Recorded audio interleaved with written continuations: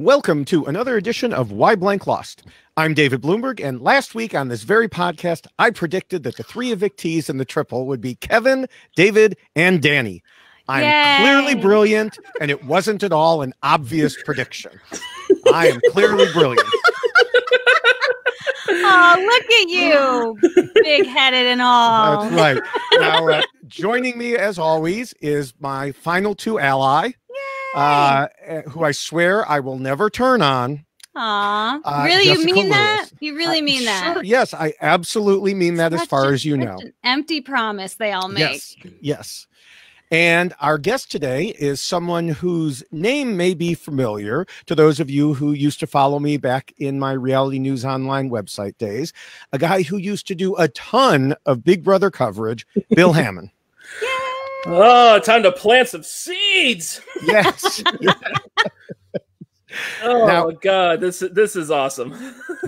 Well, I just feel for you because you've clearly been dealing with David much longer than I've been dealing with David. So I could learn a few things from you, Bill. Well, here's the thing. I've known David for going on 12 years now. I started working for him covering the Big Brother feeds back in season 9, which let's muse about the fact that we now have 2 previous winners to lose income due to mocking the autistic. Yes. But I did not meet David in person until earlier this year when he came to Los Angeles for the Winners at War premiere. Really? Yes. He and I have known each other for more than a decade, but this is the first time we've ever been in the same place. That's fascinating. Which was approximately the last time anyone was allowed to be in the same place. I know, pretty right? much, yeah. Unless I won't go there. Yeah. And I will brown nose for half a second here because I was mildly disappointed, Jessica, that you couldn't make it because you were my winner pick. Oh, you were my that rock broke my goddamn heart. It broke mine too in so many places, and so many people in my family's hearts were broken. I have such bad luck picking winners on Survivor. I mean, what was it? I think Gabon was the first time. Gabon was the first time I participated in the RNO roundtable, and the one I picked to win went out first. So it's. It was a crushing moment. I appreciate you for picking me, though. Thank you. That's always nice to hear. I thought it was a lock. I thought it was a lock. Even the edit didn't betray what was about to happen. I was like, I felt good about this, and then no. Listen, I felt good about it when the game started. When I was like, this is going very, very well. I was feeling good about myself, and then the goddamn rocks happened. And now. Person on Twitter, take a drink, because we have a listener that's like, take a drink every time rocks get brought up on Live Blank Lost. So that's our new drinking game. So there you go. I don't think there's ever been a... Hold on, let's get him plastered. Rock, rock, rock, rock, rock. Yeah. I don't think there's ever been a rock draw that has resulted in the person we wanted leaving. Yeah. I appreciate that, though. Thank you. Yeah, that was a tough one. But you know what, though? You and I can commiserate because David can attest to my inability to pick a winner. I've only ever done it once, and it was years ago. I picked JT. And we only have her word for it. So I know, but you can ask my husband. He would agree that, yes, I did it once, and I've been terrible at it ever since. It's like the one time I got it right, and every other time they get sent home like very, very early, unless there's an ability to come back into the game, and then there's a fire making challenge that gets you knocked out. So sorry, Rick Evans, that was you. I think Ethan was the only winner I ever correctly picked. So wow, so that's going way back. Oh my goodness, yeah. I've picked so many I can't even remember. So. I've come close a few times. I've come close a few times, but Ethan's the only winner I've picked. Yeah. Well, congratulations, Bill. David, you can relax a little bit, okay? Oh my goodness. Yeah. Now. For anyone used to seeing Bill's work in print, obviously you can look at his Twitter handle there. He went by William on Reality News Online, and he was as close to my version of Taron Armstrong as you can get, because Bill recapped most of the live feeds. So the Reality News Online readers had that day's live feed summary ready when they got to work each morning. Amazing. Because let's face it, that's when most people were reading the website. I saw the stats. It wasn't before work. It wasn't after work. It was during work. We know. And also, Bill wrote other columns, like looking at which house guests were acting craziest each week. The old BPI rankings. Yes. So yeah, he covered a ton of Big Brother, and it's safe to say Reality News Online Big Brother coverage would not have been anywhere near as good without him. Aw, that's awesome. He introduced me to Rob at the Winners at War premiere as his Terran, and there's almost no higher praise I could have gotten. Listening to the live feed recaps the last week, I live for Terran's impersonation of Enzo now. And but yeah, back in the day, I was working at ESPN at the time when I was still living on the East Coast, and that made for a lot of late nights. It was typical for me to get out of work at 2-3 in the morning, so. That was about the time that things were wrapping up in the Big Brother house each week, so I could come home. I lived like 2 blocks from the campus. I would come home, I would fire up the feeds for whatever happened late night, and then just read all the recaps, all the message board posts, type everything up in about 2 hours, and then post it to David around 5 a.m. before going to sleep for the night. So David, you were like a slave driver. Yes. And then get up at like 2 in the afternoon to hit the gym before going to work. So in a weird way, it actually kind of fit into my schedule perfectly at the time. It sounds like a hell of a schedule to keep. That's for sure. Yeah. And then I was 25 at the time. I could handle it. Yeah. And then I would wake up a little bit after he went to bed, at like 5:30 or so, and start editing and posting articles. So unreal. It's a lot of dedication there for sure. So yeah. But the fact that we had to start with season 9, like, oh God, what did I get into? Yeah. Yeah. Well, and I feel like I don't know how Terran does anything else but watch the live feeds. I mean, what else does he do? I'm not sure he right? does. I mean, that's all he has to be doing. And because he's recording so many times a week, yes. And there's so much material, I have a hard time just keeping up with what we're doing. I mean, that's crazy. So kudos to him. And yeah, kudos to you, Bill, for doing basically the same thing. And I guess I'll take a little bit of humble brag that I had to type it all. I couldn't just do it in a half-hour podcast. That's true. That is true. But you anyway, should brag about it. That's very dedicated right there. It was one of the coolest moments times of my life being part of the RNO family. Whether it was covering Big Brother, Survivor, The Mole, Biggest Loser, like all of those shows, it took my love of the genre and put it to a use that I didn't even think was possible. So, and then now it's evolved. Now it's evolved into this kind of stuff, and I couldn't be happier. So nice, yeah. And here you are. That's right. Exactly. Yeah. So Bill was actually doing a podcast before I knew anything about podcasts. I don't even remember what it was about, but I know you started doing one, and then people were like, "Hey, David, Reality News Online should have a podcast," and I'm like, podcasts. Yeah. Yeah, it was called the Reality Rant, which that's if right. anybody who read my stuff on RNO knows I can go on a tangent and diatribe for paragraphs and pages on end, so it only seemed natural. My roommate and I did it for about 3 years, and for a little while we got some traction. Like if you actually search iTunes for reality TV podcast, there was the reality TV podcast.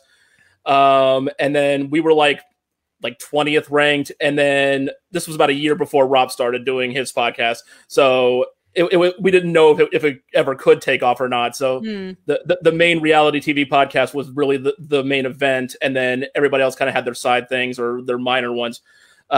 We kept it going for, like I said, about 3 years. My best friend Eric moved out here in 2011. That made things a whole lot harder. We kept it going for about another year after that.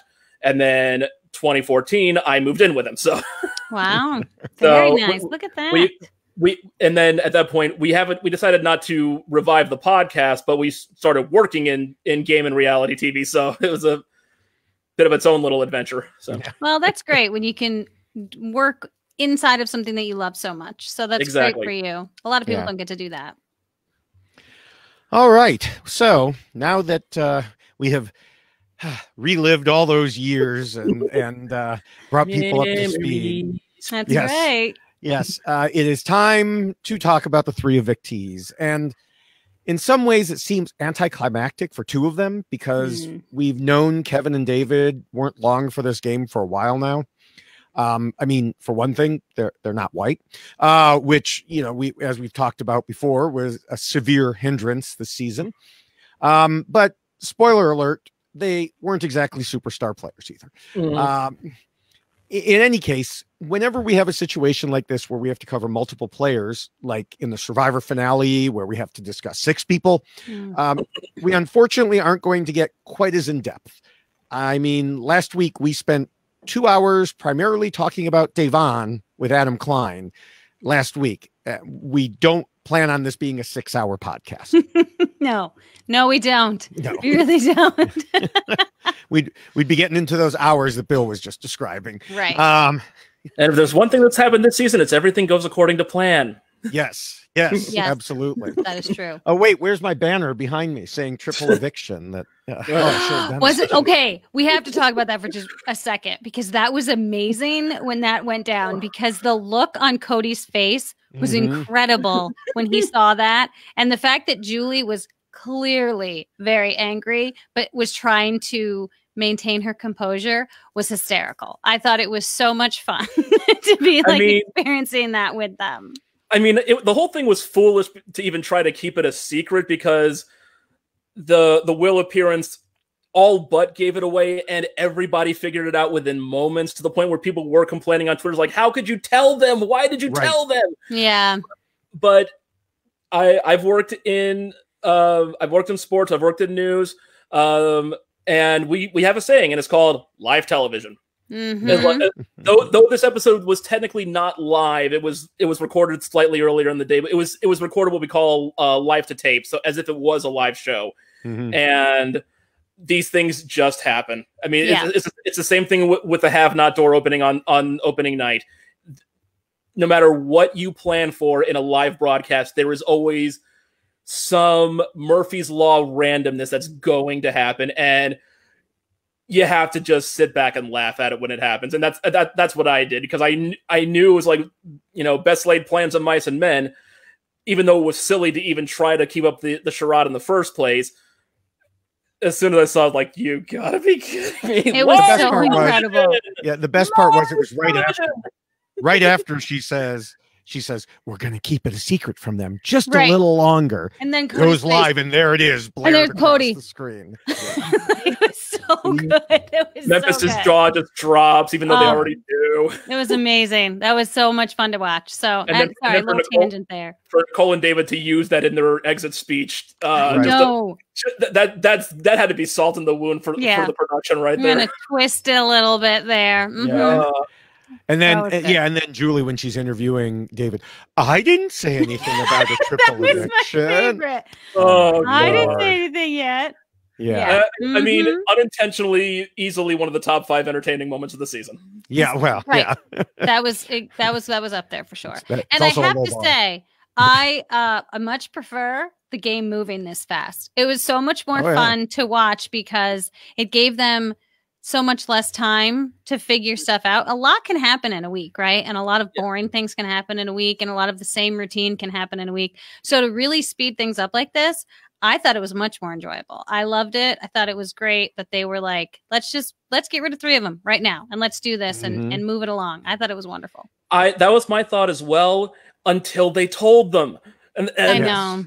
I mean, because the fun of a double eviction, even though they happen usually twice per season, and the players do kind of put in contingency plans and try to work their way around them, the fun of those episodes is when you have to instantly scramble and talk to people in and out of the commercial breaks, in whatever room you can duck into. And for the most part, we were robbed of that because they knew that we got a little bit of it. But when Memphis won HOH, it's like, he doesn't need to talk to anybody. He knows exactly what he's going to do. He's already put in every single bit of the pecking order. He's already figured out everything he's going to do because they knew for about 3 days. And of course, tragic misuse of Will Kirby. Good God. Oh, gosh. Yes. Or lack of use. Yeah. I mean, all the promotion. They have a neighbor moving in next door. Oh, my gosh. And then they use him for 2 little tiny clips. Yeah. My daughter was so funny. She was watching the competition when they were asking all of the questions about him. And she had kind of been listening, but not really, because she was doing something else. And as she's watching them ask these questions, she's like, how on earth are they supposed to remember any of the stuff from season 2? And then I had to explain to him, like, no, this actually just happened. Like, it happened, like, this season. Okay. But it was would have been more interesting if they had done. I thought when they said Dr. Will trivia, I'm like, yes, they're going to do trivia from when he played. And then it was like, is he wearing slippers? Did he wink more than one time? Like, I was like, really? Come on. I mean, unfortunately, if they were truly to ask trivia about when Will played, they would have to kind of go back on their leitmotif of only comps matter. So, because Will won season 2 and he almost won season 7 without winning a single competition. Especially the first time when there was no veto to save him. He was on the block, I think, 6 times? 7 times? Something. I mean, it became so cliche by the end that Nicole, who he was up against in the final 2, didn't even get credit for putting him up when she did, because it just became a running gag. But yeah, he never needed a single competition to save him. He never needed a single competition to manipulate that game. That's why he's the greatest of all time. And I got some mild hope early in the season when Ian was referencing that. But of course, Ian never was in the majority, so it didn't matter. Yeah. So, should note for anyone who's new to this podcast, as you're now 15 minutes in, each week we chat, but we also look at the player, or in this case, players who got evicted, and analyze his, her, or their gameplay using what we saw on TV, live feeds, interviews, other information, such as articles I wrote way back in the original season, as is the case for Kevin and Danny this week. We compare everything about their game to a set of guiding rules I originally wrote in 2004 and have modified since, including the most recent version at robhasawebsite.com/bigbrotherrules. Now, under normal circumstances, we would discuss a few more things. I don't know if you guys have anything more to discuss. Considering this was a triple eviction, obviously there's not a whole lot to say for the last 2 because it all happened so quick. So I don't know. Is there anything else either of you want to discuss before we get to the rules? I don't think so. I appreciate the pace. We talked about that, but again, it was a little bit spoiled. So yeah. I mean, this is, we've gone over this many times. This has been a disappointing season. Part of it because of the racial undertones at best, and the other part due to the lack of gameplay and moves. I mean, I think at this point I've counted 3 definite moves over the course of the season. I'll even say 4. Memphis forming the alliance, Kaser playing the safety suite, Davon playing the veto on Kevin, and then Danny and Nicole flipping the script on Ian. Those are the, and when I say a move, I'm talking about something that actually changes the course of the game. You can always say that, the alliance is making moves by sticking together and holding the line. Right. But what I'm talking about is, especially in a game like Big Brother, where you're in such close quarters the entire time, and you can't walk away. You can't even, as we saw with Nicole, you can't even go to the bathroom undisturbed. Well, you can if you lock the door. I mean. Terrible joke alert. I just love the fact that we had a golf competition, then we saw Enzo's putts. So, but yeah, it's like on this game, it's like what I consider a move is something that changes the course. Something that it doesn't have to be grandiose. It doesn't have to be a Dan's funeral or something like that. Just something that if we're going down this path, skew it just a little bit. And that's only happened at most 4 times. I've taken to calling this the Duke Kaboom of seasons in reference to the Toy Story character, because it's like that gift you got on Christmas that you saw all the commercials for and it was all super hyped and super awesome, and then you played with it and it's a dud. It's like that's how I see this season. And I do think that this is worth mentioning because you talked about the Alliance of 6, and I want to give them credit because obviously they've been sticking together and they've been deciding the course. Well, not anymore, but up to this point, deciding the course of the game. And so, yes, you have to give them credit for coming together and doing that. But I do think that one thing that gets lost on individuals who watch the game is that at some point those six do have to turn on each other, and you really have to start taking stock of where do you fall within that group of six. And that was a situation I found myself in. I knew exactly where I was in that group of six, and it was not in a good place. And so if you know that you are the low man on the totem pole in that group of six, you have to start thinking outside the box, because do you want to finish sixth? Is that where you're happy with, or do you want to try to win the game? And I know David is a very big proponent on talking about this. You are there to win the game. You're not there to finish sixth. You're not there to finish fifth. So anything that you do has to elevate where you end up ending at the end of the game, and that is in the winning position. And so that seems to be the part they're all kind of missing, is that there, of the six, where do you fall? And I think Danny was trying to maneuver and figure that out, but we'll talk about Danny, obviously. I won't jump ahead. I won't jump ahead. No jumping ahead. No. Now, Bill, I do have to say before we get to the rules, even I hate to shoot down your move thing, but that means two of them were comp related. Yep. And the Memphis one, really, I mean, I know. Yeah, I guess technically Memphis did it, but that group was already together. It was just pretty much adding himself to it. Yeah, you see this? It's a straw. I'm clutching at it. I'm clutching at it. Yeah. I'm trying to find anything. Because it's the thing. It's like, it's like I love this show. I love this game, and when it's on point, this is one of the best shows on TV. I've interviewed to be on this show. I've interviewed to work on this show. I know some people in some higher up positions. Or at least through second or third degree relationships. When I criticize this show, it is done purely out of love, because I know how great this can be. Not just from a TV production standpoint, but just as a fan. I mean, watching you guys the first week, just watch you guys talk to Ronnie. That was a special thing for me, because the first time I tried out for Big Brother, it was for season 11. And I got a call. And I got a call back. I got interviewed for that season. And then when it finally aired, I was like, oh my God, I was going to be Ronnie. That's incredible.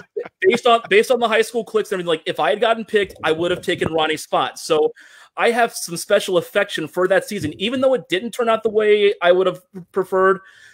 Even though I would not have played the same game as Ronnie, mostly because I fell in love with Lydia on day one and probably would have gotten myself into major trouble as being part of a pair. And I would have just hung out with Lydia, Kevin, and Michelle the entire time. But it's like there's such special affection for that season for me. So it's like, and that's where that's part of the whole love of the show. So it's like, I don't have any kids. I know you guys do, but it feels like being a parent's like, I know you're capable of so much more, and I'm not, and you're just, it's like, I want to just push you to be better. So it's like, because I know there's so much good stuff that this show has given us over the years.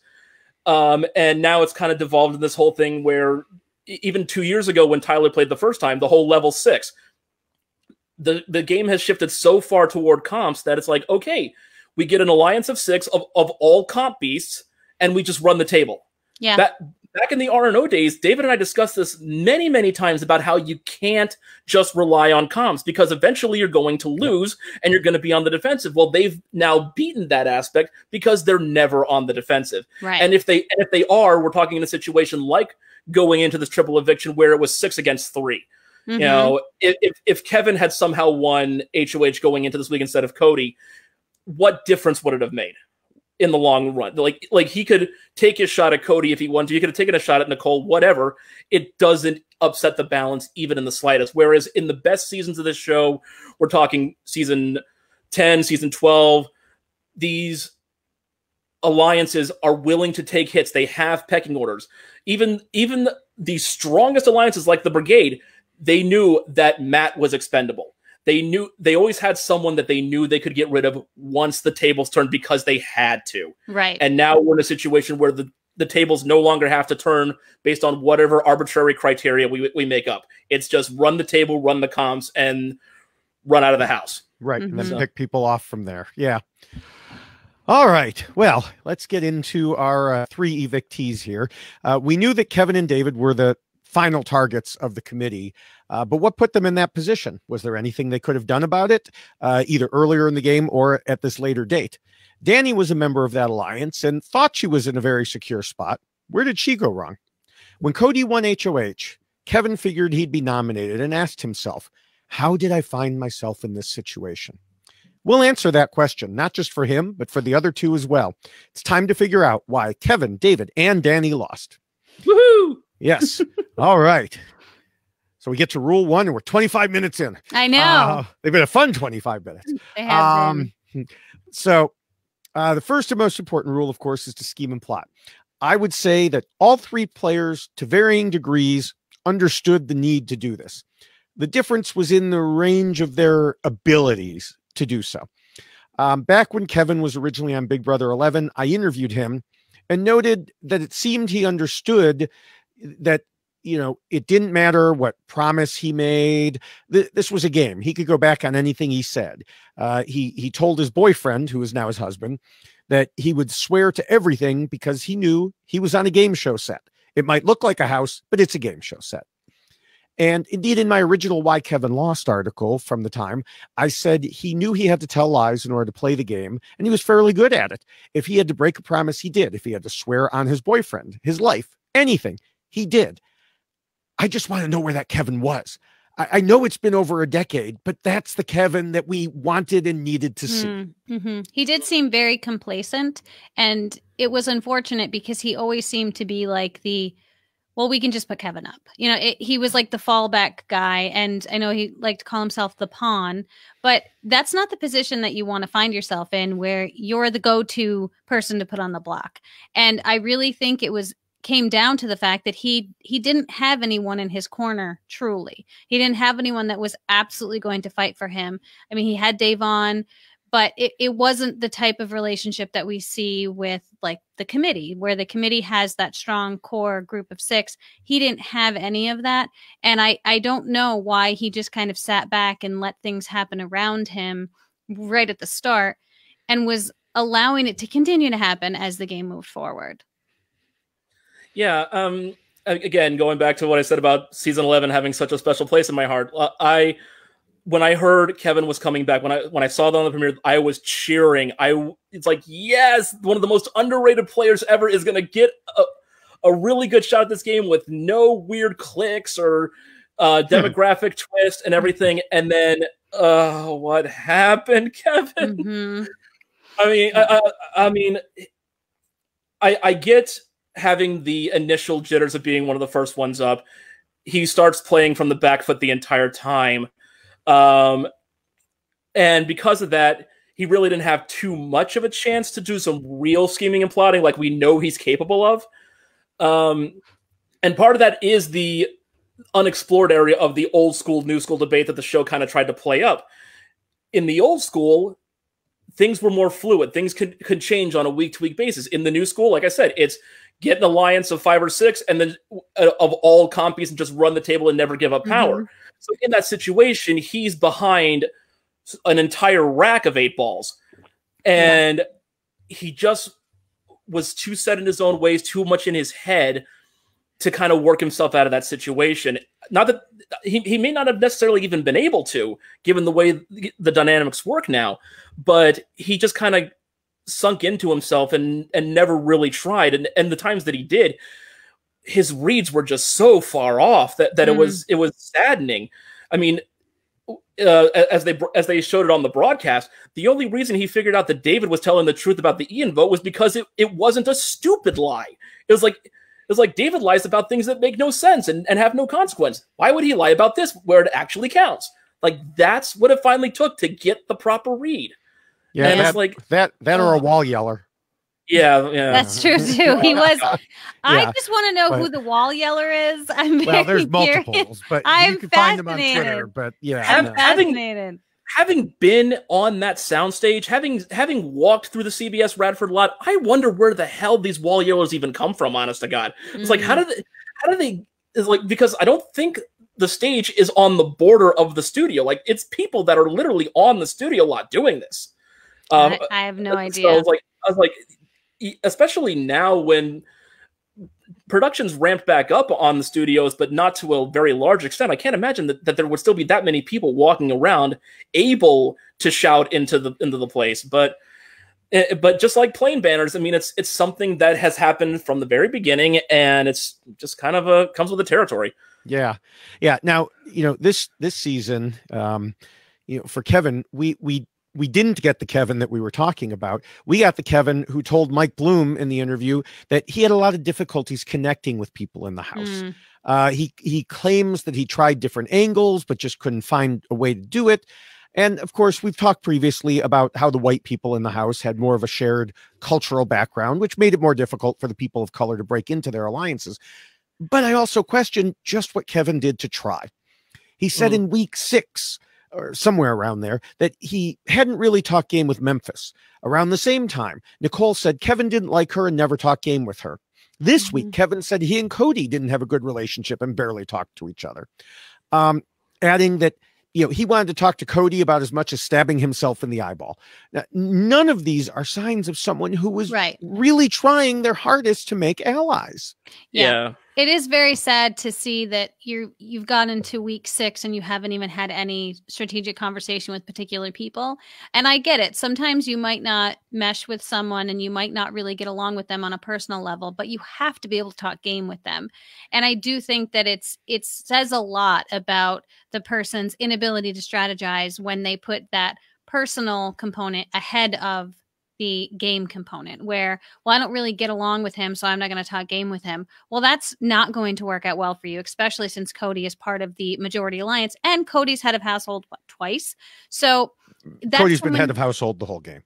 Basically, yeah. So you want to talk to everyone because you want to have more than just a fleeting relationship with them. You want to be able to have some type of pull. And I think we saw this week how badly Kevin really was at strategizing when he did decide to talk to Cody and went down a completely wrong path. And you were just kind of sitting there, at least I was, flabbergasted that, does he think threatening him is now going to be the best course of action when you're this far into the game and Cody has so much pull? So it really just all read very, very wrong. And I don't know what part of the game Kevin was just missing, but it definitely seemed like he was missing a very large component of it. I mean, I'll give him a little bit of a pass on that conversation because it didn't go down exactly as it was presented on the show. I mean, one of the big things they cut out was the fact that Cody basically told him right to his face, "I'm putting you up," and that's what led to him saying, "What can I do to not get put up? Please don't put me up again." It's like he'd already been told at that point, and Kevin mentioned this a few times that he mentioned it in his exit interview. He's very bad at being fake with people, which especially given the click nature of his first season, that's a very surprising statement. But yeah, he was pretty much emotionally drained by the time he went up to talk to Cody. Another part they didn't show in for good reason was that when he got into the HOH room, Cody was in the bathroom and saying like, "Hey, don't hang on, wait a minute, the door was closed." And Kevin makes this sign to the cameras, like this is going to be like hanging myself. But the other 4 times he was on the block, he was able to be calm, be collected, kind of be cool with everything. But this time he even admits like, I just couldn't really hold it together anymore because it was just so draining and such a gut punch to keep going up on the block again and again and again. So I definitely sympathize with that to a certain extent. And this is one of the overall problems we've had with the show is that not just with the racial undertones of the cast, they do seem to edit the show to try to find a way to blame the black people for their own evictions. Like going back to the Davon and Bailey argument with Christmas a few weeks ago, like that was edited in a way, at least initially, to make it look like Christmas was completely reasonable and in the right. It was like, no, there's a lot more nuance to this that you guys are not showing here. And I mean, the fact that Zingbot plays right into Memphis's obsession on David by saying that you're not an all-star. I mean, Julie's exit interview with David, I'm getting ahead of ourselves, I'm sorry, is basically was like, hey, aren't you so proud that you got so far even though you didn't deserve to be here? It's like, it's maddening that the show knows what's going on and yet shows the exact wrong way to cover it. Again, Kevin doesn't get a full pass because we'll get to that in Rule 4, but I get it. After everything else that had happened to this point, I get it. Oh, yeah, and I don't discount that. I'm sorry, David. I don't discount that it was an emotional thing that he was going through. 100%. That has to be a lot. But there had to have been some reason why he continued to be the fallback person. And that was because he had a lacking part of his game, and that was anybody who was really going to fight for him. And so I feel like that's where his real struggle was, is that he wasn't finding that person in the house that was really going to fight for him. And I guess, I mean, I hate to say you have to kind of like throw yourself at the mercy of the HOH, but you kind of do in a situation like that, regardless of how difficult it might be, because that's the person who's deciding your fate. And to come at them instead of trying to kind of suck it up and just deal with it for the 5th time, which I'm sure is horrifying. It's just one of those things that, you know, at that point, yes, I understand it was probably a breaking point for him. But that particular conversation certainly did not go the way that he wanted. And he knew going into it that it was going to be a difficult conversation. Yeah. Yeah. I mean, the one thing is that none of that mattered. I mean, I know we need to talk about it, but none of that mattered because he was already the target. Exactly. And all he did was switch himself from being 99.98 the target to 100% the target. Right. Yeah. Right.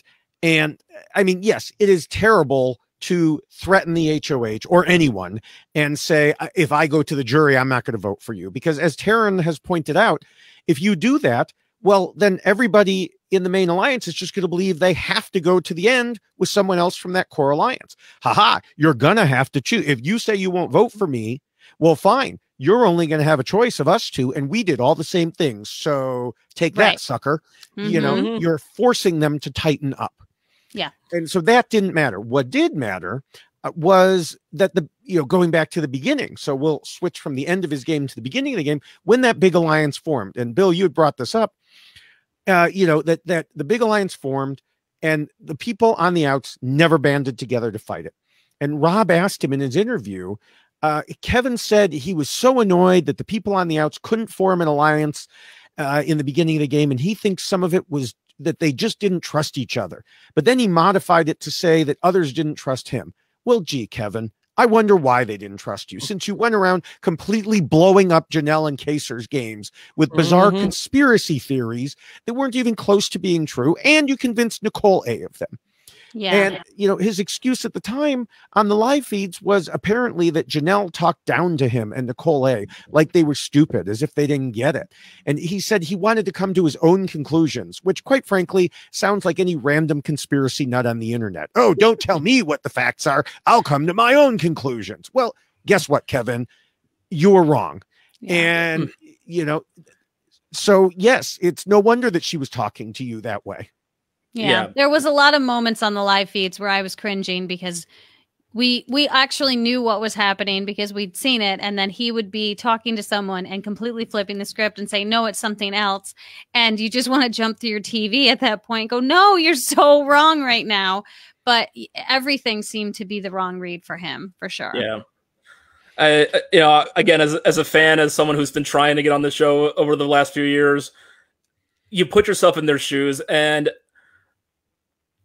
some things are just so obvious that I can't believe he missed them. I'm not an expert at reading body language, but there were some pretty just right out there signs. And, I don't discount the possibility that Janelle talked down to him. That's depending on the season. That's kind of in character for her. But you still kind of had to just see the writing on the wall from the very first moment. I mean, yeah. Right. Again, we're talking episode 2.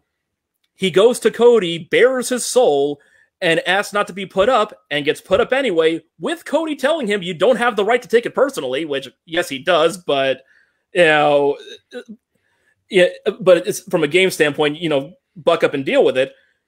That exact moment is like, that should have told you everything you need to know. Mm-hmm. It's like Right. at that point, gather your forces, muster the Rohirrim, get this thing going. Yeah. You already have a war to fight, and he, like I said, he just kept reading everything wrong and just sunk into himself.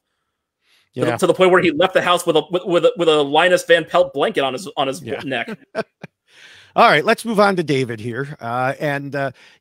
Speaking of poor scheming and poor communication, I don't even know where to begin with David. I guess at the very beginning, because that's where he was. He had barely played an hour in his season, but he did have an opportunity to study up and get ready. He didn't take it. Ovi discussed this when he was our guest on the podcast. He tried, but David apparently didn't take any advice, didn't even bother to watch old seasons while he was in sequester for 2 weeks. When he was asked by different interviewers if he felt that he was at a disadvantage due to his lack of experience, he said yes. And I just wanted to yell back at the interview. There was a way you could have helped offset that. Right. Absolutely. I'm still baffled at this. I love Kevin and I love David, but it's kind of like a head scratcher sometimes with the decisions that were made. And I think in David's situation, that you're coming into the house as someone who has probably the least amount of experience. And that is definitely going to work against you in an all-star season. There is something with having a knowledge base, not only of the game, but of the players, of the people that played previously, and having some idea of who you could be playing with, and knowing what types of moves they're going to make or what they're known for. And he didn't take advantage of any of that. He just walked in like he would have walked into a newbie season when nobody knows anybody and you have some familiarity with the game. So it's really, really sad to see that was a decision he made. And we saw it on television. He struggled with the entire game because I think of the lack of preparation walking in. Mm-hmm. Yeah. But the thing is, the lack of experience shouldn't damn him necessarily. Memphis's Ahab-esque obsession with him is cringeworthy in the extreme. And again, I say that sitting here from a fan and hope, person who's dreamed of playing this game myself. I've been in Memphis's shoes. I have looked at several of these casts and I say, what the hell did you do to earn the shot at $500,000? Who the hell are you? Oh, hey, you're a model. You've got a nice chest. Here's everything. No, that's not a qualification as far as I'm concerned. I get that, but once the game begins, you deal with the person as they are, as a competitor in your game. So. Yeah, it wasn't necessarily David's lack of experience that screwed him over. It's the fact that Memphis decided that was something to exploit and punish him for. Now, we've had examples of unknown quantities doing well. The biggest one I could think of off the top of my head was Russell Hantz getting to the end in Heroes versus Villains. He was the one unknown quantity to most of the cast on that season. I think Parvati knew about him, and maybe a couple others, but it was right after his original season. There was only a 4-week layoff in between shooting. Nothing had aired. He was unknown. Nobody knew what to make of him other than the fact that he was a villain. Right, but he also played an entire season before. So yeah, that's the difference. He also watched the game before playing the entire season. Right. It's not a true apples to apples comparison. I concede that point, but I'm saying what Russell did right was exploit his status as a question mark. Oh, for sure. But here's the thing: we could flip that. And David never thought to do that. Right. He wanted to be taken under somebody's wing and taught the game. And while I can argue against the All-Star title for a lot of these players, when you have that, you can't go in there saying, hi, I'm inferior. Well, but here's the thing, too. I do think that can kind of go both ways, where I think Memphis saw that as a chance to exploit his lack of experience. And so Memphis made a decision that I'm going to exploit this individual, and I'm going to force upon the other people in the house that they know he's not experienced. And that was a game decision that Memphis was making. So he was exploiting a situation to try to make it work to his benefit, where I don't feel like David did the same thing. Whereas if David wants to go in there and own it and say, you know what, I am an inexperienced player, and because of that, I shouldn't be a threat to any of you, and I should be able to just play this game and not let any of you really worry about me, because what do I bring to the table? So I don't discount the idea of I want to be taken underneath someone's wing, but I also don't feel like David presented it in that fashion. I feel like David was presenting himself more as, I am an all-star, and I'm going to prove to you all why I'm an all-star. Yeah, and he failed miserably at that. Yeah, but I mean, that's the problem here. No matter what else, and I would argue that even in a newbie season, David would have failed. Yeah. Because in week 2, Christmas asked David for his pitch, and David's response was basically, and he was like that with pretty much everyone. So it's funny because some people gave him too much credit, because they made the standard calculation of, if you're not talking game with me, you must be talking game with the other side about me. But the problem was he wasn't talking game with anybody. So everybody assumed that he was against them. And, you know, Kaser said that David spoke in code, and Kaser had no idea what he was talking about. He rambled about conspiracy theories and how he was going to stop them. And when Kaser asked David to explain himself, he refused. And then David would just come up with wacky ideas. Like he told Bailey that Kaser and Memphis were in an alliance with Ian. It's like they don't make any sense. And he would pretend to cry about having used his own power on himself and then lie to everyone in the house about that's it. rule 2. You're jumping ahead. I'm sorry. I can't help myself. Ahead. But no, it's like it just kept going on. It's like he's on the block week 2. Bailey and Davon are trying to save him. Davon told Nicole Anthony to her face, I'm trying to advance people who look like me, so I cannot vote out David. And then David gets all mercurial and mysterious, like, oh, well, things are going on in the works and behind the shadows. I can't tell you nothing. I was like, dude, she's trying to help you. Yeah. It's like, I mean, you want to talk about, this is like, what was it? The next week, 2 hinky votes for Kaser against Janelle. Danny, oh hey, David, were you the vote? Why would you ask me that? What's that? Is this a question? Does it have a question mark at the end? Did you lift up your inflection at the end of the question? What is the question? It's like this is Socrates. It's like what is? It's like I get trying to be a little bit unpredictable, but when no one can pin anything down other than what the hell are you doing here? Yeah, and again, it's like I don't believe David should have been on this season either. After the crap he had to go through last season, bring him and Ovi and so many others back for a second chance season. I would be 110% behind that, no questions asked. But when you decided that this should have been called All-Stars, he shouldn't have even been in consideration. But again, that said, once he's in there, you can't hold that against him and not look like an ass. We can because we have absolutely nothing to gain or lose. But yeah, it's like congratulations, Memphis. You got your whale, but now everybody thinks you're a complete ass bucket. Forgive my language. It's like, I'm sorry. How dare you say bucket? Exactly.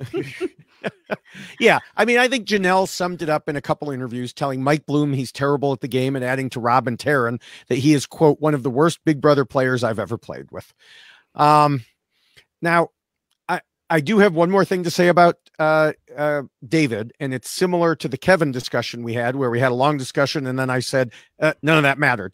But which is I know that some people think David's decision to take the $10,000 was absolutely terrible.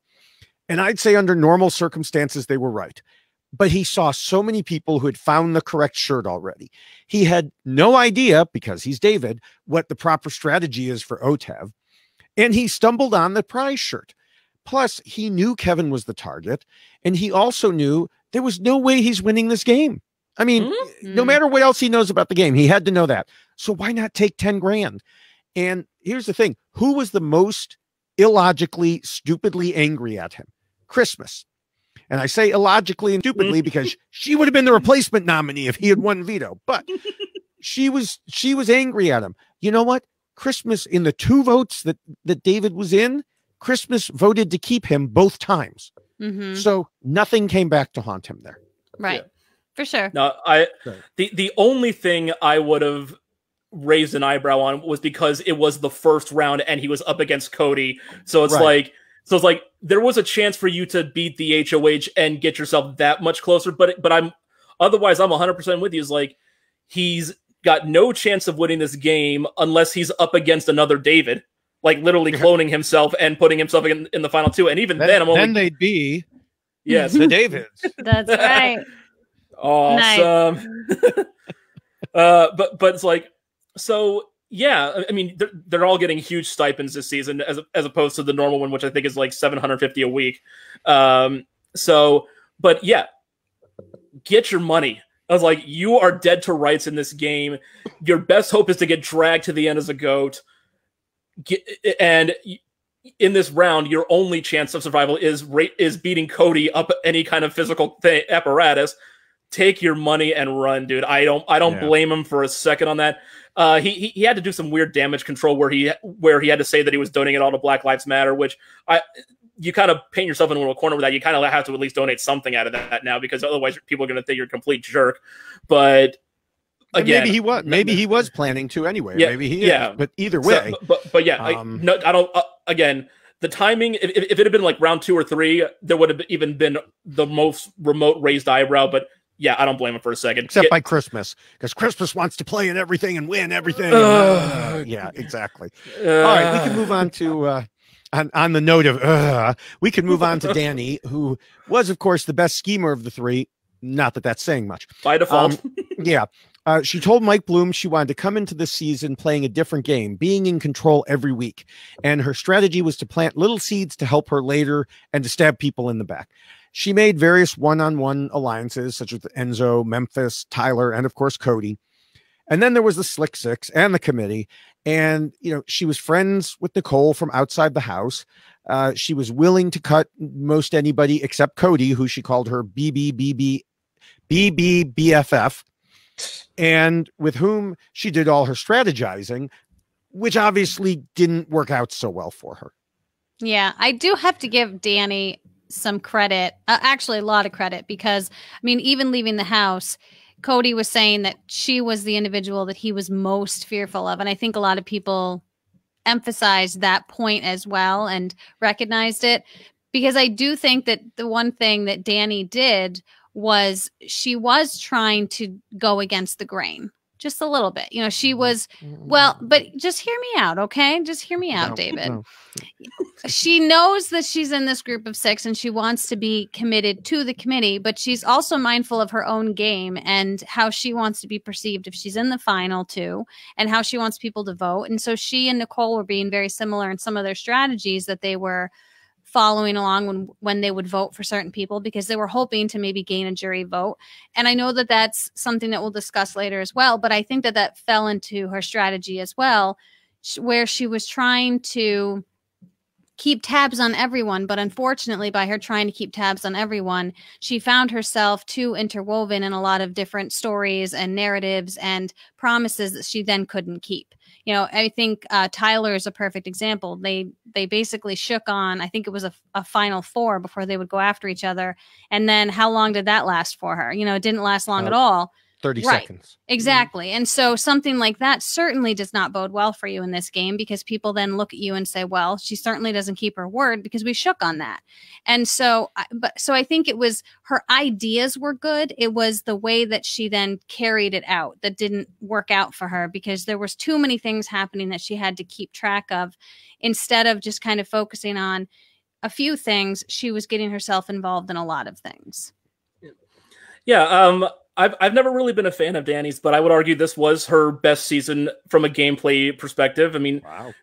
even though it's not really her best result. I mean, season 8 she got to the end, but she was basically dragged there by her dad. Yeah. And season 13, I think she finished 1 or 2 spots behind where she did this time, but she played very aggressively because she was gifted the first 4 rounds because her dad left on like night 3. Because that was the whole twist. Like, you're in a pair, and if one person leaves, you're automatically guaranteed to the jury phase. So she got to play with house money for 4 weeks. This time, she knew, just because she, time is a factor, literally. She can't rely on winning comps this time, even though she's, I think, tied Janelle on the veto record or something like that.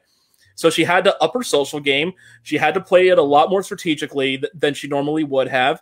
And to a large part, she understood that. She had her main alliance, what she called the Core Four, which I just love that's, I think, the first or only second mention of that we got in her exit interview with Julie. Right. Because the show was all about the committee and the Rick Slicks or whatever the hell. This is what happens when you put more time into naming the alliance than actually making sure it's effective. Yeah. Remember, folks, Chilltown happened organically. That's all I'm saying. But she had a main alliance. She had a potential final 2 with Nicole. She had the larger committee alliance. Like, she was very much playing a Todd Herzog. She had layers. That were like, she had really good setups. Even willing to bring in or cast off Tyler or Devon and Bailey when the time was appropriate. The only her big downfall really was just the fear of pulling the trigger. She had her shots. She had them. It's like she had Tyler dead to rights. Yes. All she had to do was tell Nicole it was okay to vote for him, and she would break the tie. And not only then, again, this is the whole, here's the path, skew it with a move. If she does that, the whole balance is upset. And you're in the situation right now. I think there would have been 11 left at that. There were 11 left at that point. Or 10 left once that vote happened. So you have Tyler, one of the biggest threats of the game, gone. Huge point for your resume.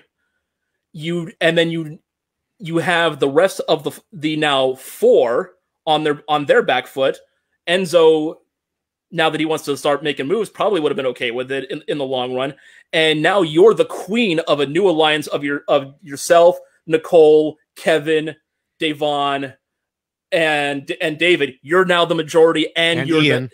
And you're the head of it. Yes. This is what we were saying earlier. When you have they're gonna defer to Danny because she saved all of their butts. Yes. That group of 6, where do you fall on that totem pole? And that's I think her problem was that execution component, is that she had all of the potential but didn't know how to execute it properly. And I think that's a perfect example of a huge missed opportunity for her. To extend her own metaphor, she planted all the seeds but refused to reap what she sowed. And it's it would have put her from the bottom of 6 to the top of another 6. Yeah, I'll hit that metaphor later, a different direction. But, she could have changed things multiple times. Janelle said on social media that Danny has no one to blame but herself. She targeted all of the people that would have had her back. Ian, Bailey, Kevin, Devon, Kaser. She chose to work with Nicole and Cody. And now, speaking of Janelle, Danny claimed to Rob that she fully intended to work with Janelle and was shocked that Janelle mentioned her name. And she had a rule coming into the house that if she heard someone mention her name, she was going to target that person. Now, these were recorded interview questions and answers, but, Rob at the end questioned the validity of that timeline. I'm with him. That's not the way I remember it. I don't remember Janelle bringing up Danny before Danny brought up Janelle. But, that's also right around when people started to become skeptical of what she was saying. And this is the thing. I don't give her as much credit as you do, Bill, because there were several instances when it looked like a fellow member of the committee might make a move against her, but they always somehow went for the person of color instead. And but then Danny really blew up her position by accidentally winning the HOH wall competition. It's pretty bad when you fail to throw a wall comp because literally all you have to do is fall down. Fall. But after everything that happened, she ended up with Ian and Tyler on the block. And that's where it gets to what you were talking about. And it was so bad because she told Nicole that Ian only had connections to the two of them. And that was the reason she used to say, well, no one will be upset, so I can nominate him. But we've discussed this before. That's the person you should keep. This is a person who only has an alliance with you. Absolutely. Literally, Enzo and Tyler were laughing at her, picking her friend Ian rather than Enzo as the replacement nominee. And, I said a few weeks ago, we might end up talking about this on why Danny lost. So here we are. Another peerless prediction. Yes, exactly.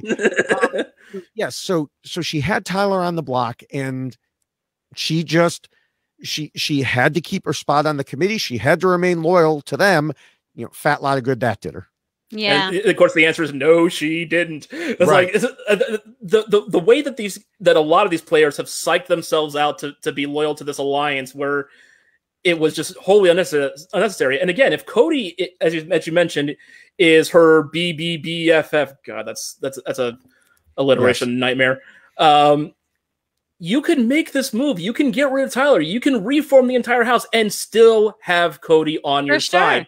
It's like, I mean, that new 6 against 4 that could have emerged really could have been a 7-on-3 or an 8-on-2, and you could still have move again. And you could still have the fodder of Kevin and David if you want to just chuck them whenever you feel like it. It's like, I mean, this isn't forest from the trees. This is leaf from the Amazon. Yeah. Look at the big damn picture. All right, so rule 1, and we're an hour in. So we're gonna. Rule 1's almost always always the longest one, and I know my notes are shorter for the rest. But rule 2 is kind of a big one too. But it tells players not to scheme and plot too much and keep their scheming secret. So I'm going to continue with Danny here, because at the beginning of the game she said she wanted to chill and lie low early, but as much as she referenced her thoughts on having lost last time because she played too fast, she has a vastly different understanding of lying low than most people would. We were discussing, she was going around all these planting all these seeds, thinking she was a mastermind, but she was causing people to become suspicious. Even Julie Chen, not known for her game acumen or understanding, told Dalton Ross that Danny overplayed her hand when she planted too many seeds of paranoia and doubt. And, then Danny told Dalton Ross that she was playing the game by pushing, this was part of her lying low, pushing until she knew she had to back off. That, she was voted out of season 13 because she pushed too hard. But she kept saying she knew when to back off. It's clear she had no idea. Yeah. Tyler called her extra and said she loved planting seeds and trying to turn everyone within the Slick Six against each other. He called her reckless and sloppy. Enzo called her sloppy. She kept doing stupid things like asking Cody to do a hinky vote with her and then doing it anyway after he said no, and then claiming that it wasn't her. He was so dumb. And then she claimed not to have voted Kevin when everyone knew that she did, again, making people feel like she thought they were stupid. So whenever Danny would start questioning about who did something, you could pretty much guarantee it was her. It's like, who spilled the milk over there? I have no idea. She did the same thing with the 10 grand too on the where she was talking to Tyler. Yeah. It was the same exact thing. Same thing. Adam Klein said on the podcast last week, never tell an unnecessary lie, but she kept doing it. Yes. And I think that Danny suffered the most from the inability to listen. I think that she was so interested in wanting to put out those unnecessary bits of information or trying to cause some commotion and pushing just enough that she wasn't listening enough. And I think that the conversations that you watch her have with Nicole, this is very evident. Nicole does a lot of listening. Danny does a lot of talking, or at least she did, talking at Nicole. What do you think about this? And what should we do if this happens? And what's going to be our next move? And Nicole is always kind of just listening and going, well, I guess we're going to see what happens with the veto. And I guess we're going to see what happens if there. And instead, Danny was never in that position. When she would talk to people, there was a lot of talking at people. And I think she was doing it because she was hoping that she could maybe instill some fear or that she was going to make them start thinking a different way, and that she could plant those seeds. But by doing it, all she was providing them was fodder to then bring to somebody else and go, did you know what Danny just said to me? This is what Danny said. What do you think about that? And then they would talk about it. And I think that that was a really big missing piece of her gameplay, was that just listening component. Yeah, I agree. And the lies just became so transparent and just way too much. I mean, it got to the point, like you were mentioning, it became projection. Whatever I'm accusing you of doing, it's what I'm doing. Mm-hmm. It's like, oh, David took money in the putting. No, I took it. I took money. It's like, I was like, did you cast the hinky vote? No, of course, because I did. And I mean, hinky votes in general is a practice that just needs to go away, because they serve little purpose, but especially in a season like this, because again, you've got the dominant alliance controlling all the action, and the rest of the house is running around like blind squirrels. What are you going to stir up? What pot is going to get stirred by trying to pin a sympathy vote on somebody? Like, there can be a purpose to it, but not in the way that this season's run. I mean, there was one time where she did it the right way, and that was on Christmas's HOH, where she confronts Bailey about the Tyler rumors. Bailey does not mention Tyler by name, but she figures it out, and it becomes the case where Bailey has the truth about Danny, but Danny has the HOH's ear and goes right to Christmas and lies to her and makes sure that Bailey and Devon are the targets. It's like, that one time she did it right, and I think she just kind of got this confirmation bias that if it worked once, it's going to work all the time, and it did not. Yeah. I mean, and even beyond that, you know, before she was HOH, she would question people about why they were talking to others. And, you know, she wasn't subtle in the way she wanted to control everything. When she won her secret power, that was another screw up. She didn't use it on herself when she had the chance, but then she told a few people, and then she used it on Memphis, which made her look suspicious. She should have just used it on herself and then thrown the competition correctly this time. Mm-hmm. You know, and then she had another problem with this rule, which was that it says to avoid being in an obvious duo. Mm-hmm. Everyone knew how tight she and Nicole were, with Christmas talking about the two of them overplaying together, Tyler saying they would never turn on each other. As it turned out, Nicole was willing to turn on Danny, but people didn't believe her, and it certainly didn't help Danny. Plus, the two of them made it obvious that they were working with Devon the week before, and the more Danny campaigned to keep Devon, the more convinced other people became that she wanted to keep Devon. So it was just, she was just so obvious in all of her overplaying. Yeah. Mm-hmm. Now, you know, we just talked about Danny acting like she was asking about things, you know, the projection thing that you were talking about, which, by the way, I used to have a coworker who did that years and years ago. We worked on something, and then, I would, eventually go tell my boss. Well, I later found out that he was claiming credit for everything we worked on together. And I found out because of him, because he was like, "Oh, did you just run to the boss and tell him this was all your idea?" And I was like, no, why would I do that? Well, it occurred to me why he thought that, because that's what he did every time. Mm-hmm. Every time we had a collaborative idea, he would run to the boss and say it was his idea. Yeesh. So yeah, it was the same sort of thing. That action gave it away, just like Danny. But anyway, there's another evictee this week who tried that, and that was David.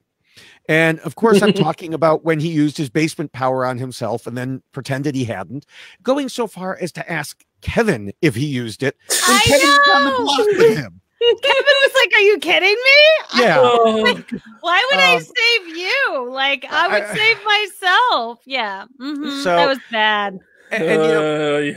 And that was the problem with that sort of lying, which was that people like Devon and Kevin wouldn't believe him afterward, even when he was being honest. Yeah. Which was, of course, only the latest in a series of terrible over-scheming by David. It's funny, we talked about he didn't really scheme, but when he did try, he fumbled it so badly that it became over-scheming. Yeah. He picked the wrong things to focus on. Right. And I think, Bill, you mentioned earlier the whole telling Devon that he was in a secret all guys alliance, which didn't actually exist, and saying, I can't be open about it, but I'm putting safeguards in place, which sounds like the government saying, I cannot confirm nor deny that the spy has been captured by Russia, you know? And then I do not recall the things I said on tape.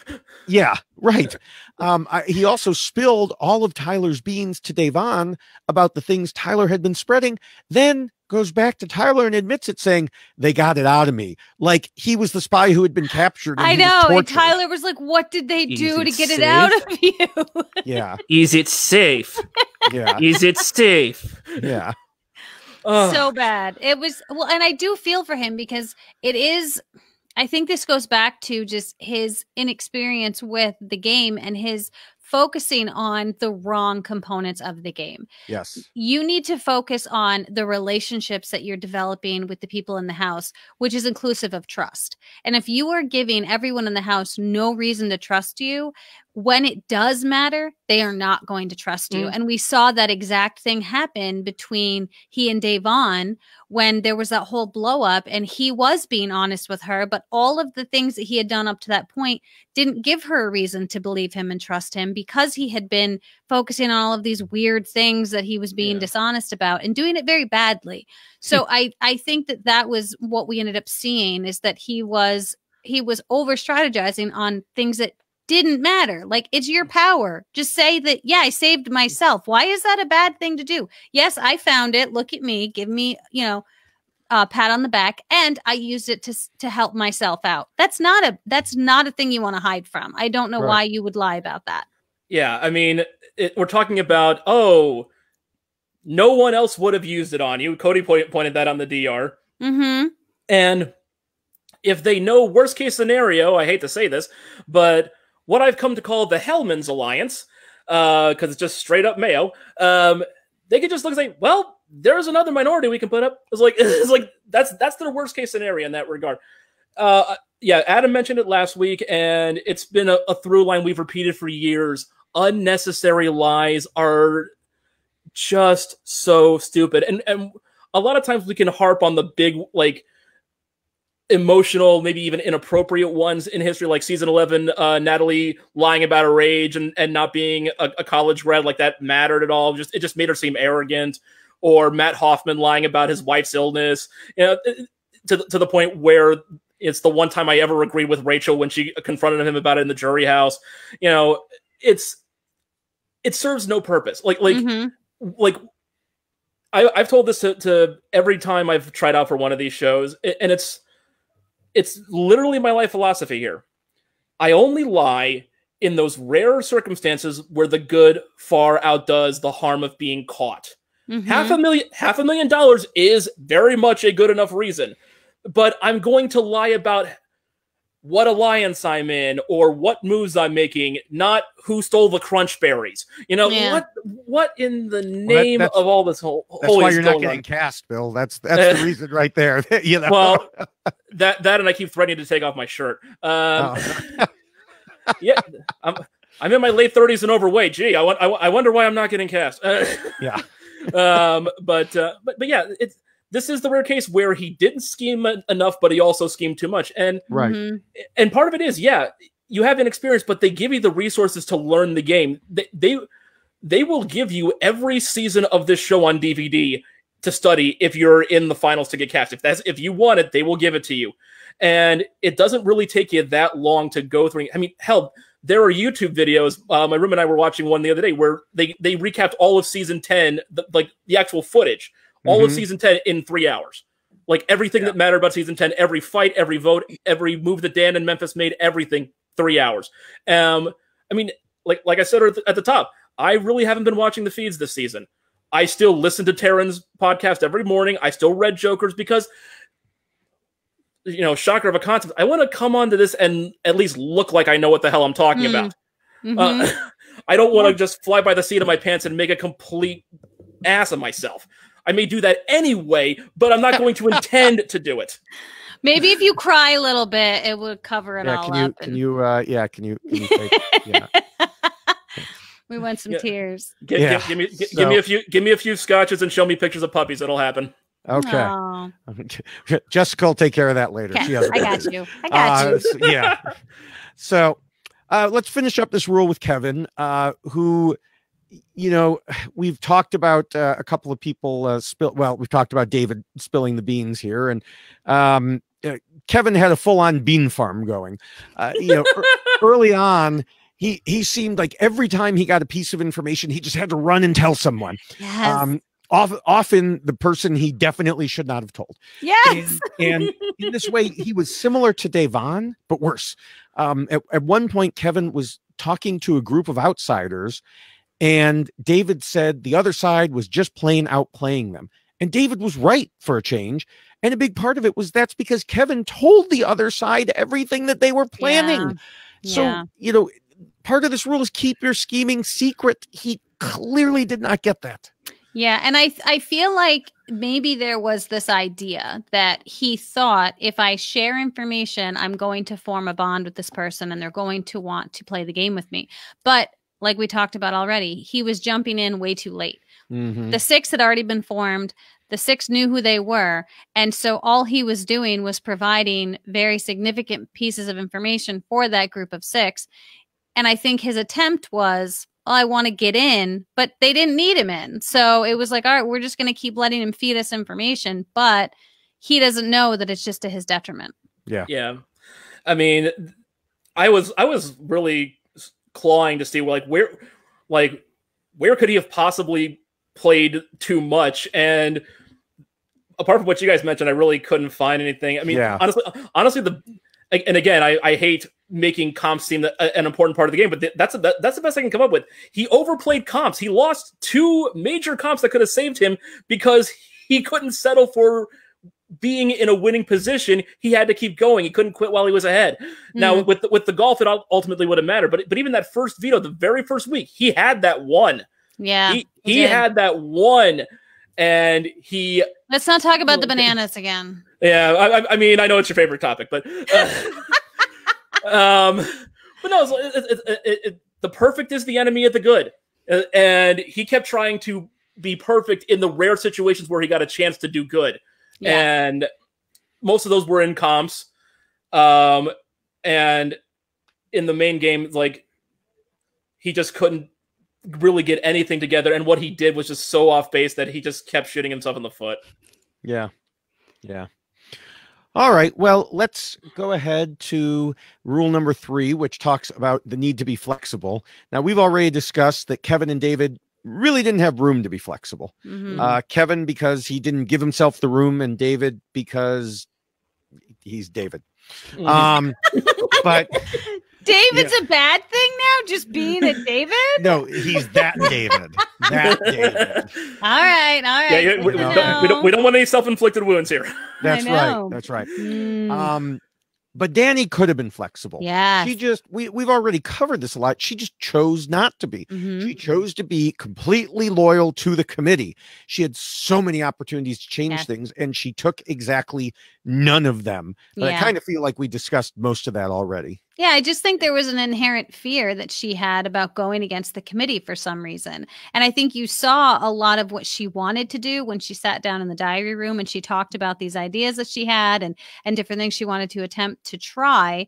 But then she never did. There was no inability, or there was an inability to execute. And I think that came from a place of fear of going against the committee. And yeah, I mean, so she had plenty of opportunities to be flexible, and she just didn't take them.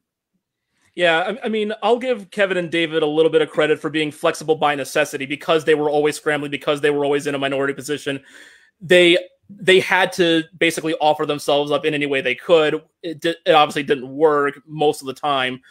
With Danny, though, yeah, she was the first one to at least show some willingness to turn on her own. Mm-hmm. But in the end, and this is something I took notes on every player in the game, because we didn't ostensibly know who would be going out this week. So like theoretically, we could have been talking about anybody, but I copied and pasted this into very theoretically. Yes, I copied and pasted this note into 7 other players, and it's something that David taught me very early, and it's something I scream every time. You cannot simply tie yourself to one alliance and hope it succeeds. Yes, for sure. Absolutely. if I ever get on one of these shows, I'm tattooing that on my arm. I was like, or probably in a less visible place, just in case. But it's like, but I know it works more often than not in recent years because of the way the game has shifted to be more comp heavy and more alpha heavy. But again, there's 6 of you. Only 2 of you get to the end. Right. Yeah. At some point, you have to take them out before they take you out. And again, Danny had it served to her on a platter. Hell, the whole house had it served to him on a platter when Christmas volunteered for the block. And they just were like, oh no, the committee is sacrosanct. And it's like, no, it's not. These are your competitors. You're trying to beat them. You're not trying to just hang out for the summer. Like, I know in the COVID atmosphere, just the idea of hanging out with people for a while is probably enticing, but that's not what you're here for. Right. Yeah. I mean, one person, if they play it right, can stick to one alliance the entire time if you can convince everybody else to do it too. Right. So if Cody wins this season, which right now it sure looks like he will, but if Cody wins this season, then yes, it was right for him to stick to the committee. Everybody else it was wrong for. Right. You know? So especially since Cody's number 1 is Enzo, the one who's technically not in the committee. Right, which is a great point because you have at this point. Yeah, I mean, but you do that is facto, a good point. That is a good point because Enzo is not even part of the committee and he is reaping the benefits of working with someone who's in the committee, but hasn't tied himself to that particular group of people. So I'm surprised they didn't name themselves the subcommittee. Give Enzo time. He'll exactly. He'll get there eventually. You're not allowed to have anything to write on, but I'm sure he's like just scribbling alliance names on the mirror with toothpaste or something, just to keep coming up with them, because that's literally half his strategy, both in every season. Just come up with good alliance names. It's just God, they're all stupid. All right, we can move to the 4th rule, which tells players not to let their emotions control them. Jessica, which of these 3 had the most problems with this rule? Really? Well, I mean, it depends on what emotion you want to look at. Do you want to look at someone? Any emotion. Well, I feel like we've got some issues with Kevin. When Kevin always looked like a sad puppy, and I think in like every instance that I saw him in the house, and every time he was talking, I see this is tough for me because I called him Mopey McMopeface. He definitely, so I feel like he struggled a lot emotionally, and maybe that came from just because he kept getting put up on the block. But I think if we're talking about just emotional gameplay, I think I've got to go with Danny, because I think Danny made way too many decisions based upon emotion and just really was so caught up on this. I need to be strong with the committee. However, there's all of these other opportunities presenting themselves to me that could help me win, but I really like these people and I want to stay strong and true to them. And she was forgetting about the purpose of the game, and that's to win. And so I got to give it to her, which is being way too emotional in her decisions. Although Kevin looked like a sad puppy the whole time. Yeah, I was also going with Danny, so I'll say that's the right answer unless we'll have a good argument. Because like you said, she wasn't just strategically attached to the committee, she was emotionally attached. Yeah. Friends with Nicole, BFF Cody, said she would take him to the final 2, which would have been really dumb because he'd have beaten her, as we were just saying. You know, these relationships were a hindrance to her playing the game correctly. Yeah, for sure. As far as Kevin, I can just only give one homage. So stupid. Kevin wore his emotions and his blanket on his sleeve the entire time. But that's in character for him. It really is. And even when he was in a much more powerful position in season 7, he definitely thrived on the social relationships and on the emotional connections. And at that point, it really wasn't to his detriment. And, you know, in the end, he lost on a trivia question to Jordan, of all people. But had he not gotten that question wrong, if he won that competition, he would have won the game. So I can understand it.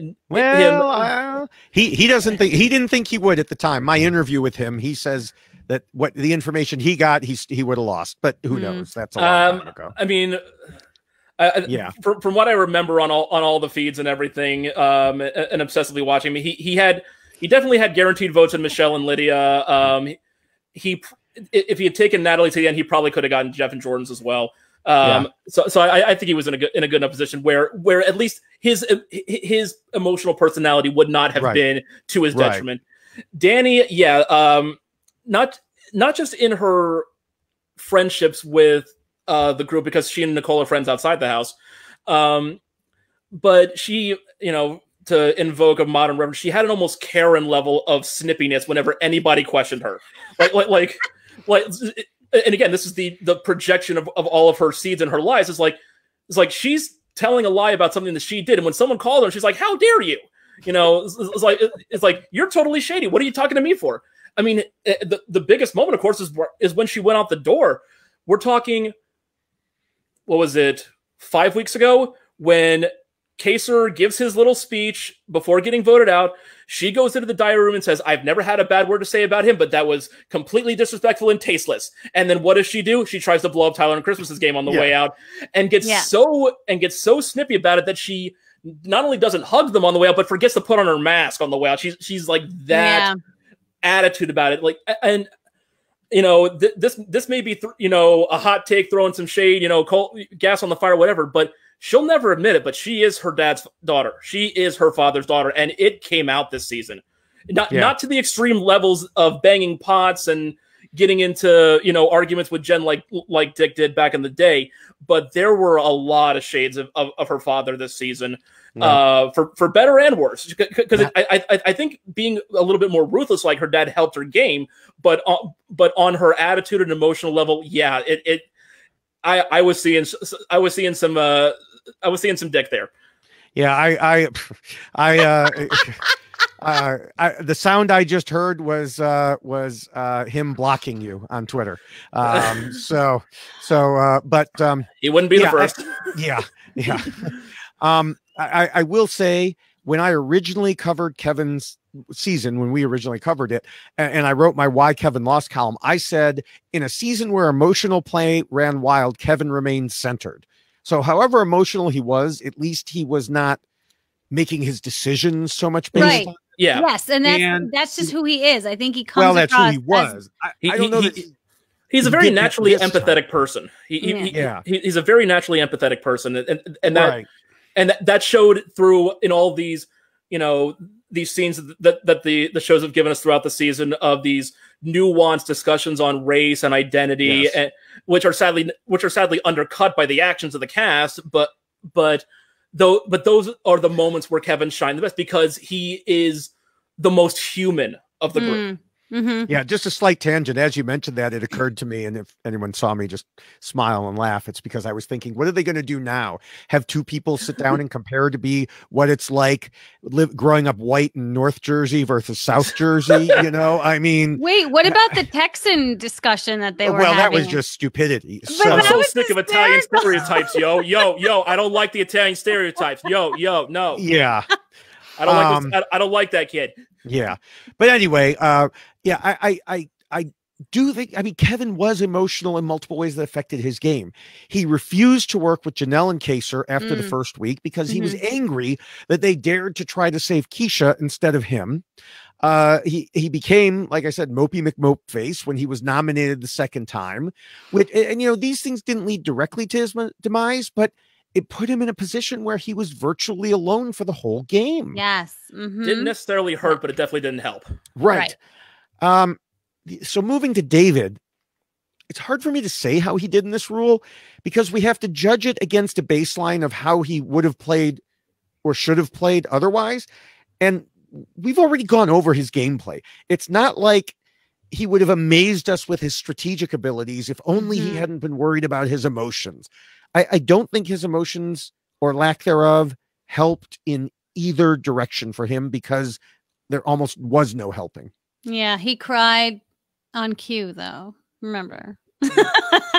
Not that it mattered, not that it made sense, but he did cry on cue. Yeah. I mean, he had one emotional outburst when Davon didn't believe him, which was totally understandable, and because we didn't see what else was said during on TV. We didn't see what else was said, and he had the absolute right to get that mad. But he also set himself up for that interaction in a way, because he had been acting in such a strange fashion that people couldn't figure out where he was coming from and lying about things that didn't matter, that it's kind of like the boy who cried wolf. You know, if you keep doing it, and eventually when you're telling the truth, no one's going to believe you. And so I think that bit of emotion was completely justified, but also he had kind of put himself in a corner at that point. I mean, in a weird way, I think he was just so anti-emotional for most of the season. He when you're acting that suspicious and stoic at the same time, no one can get a read on you. No one can figure out what's in your head. And apart from that one outburst, the only real shows of emotion were when he lost comps, and he would get, you know, ticked off. He might sulk for a little bit, because again, he's a new school player who's taught to believe that comps are the only thing that matter, and that equals your worth in the game. So every time he lost, he was like, "Argh!" You know, almost like Christmas would be.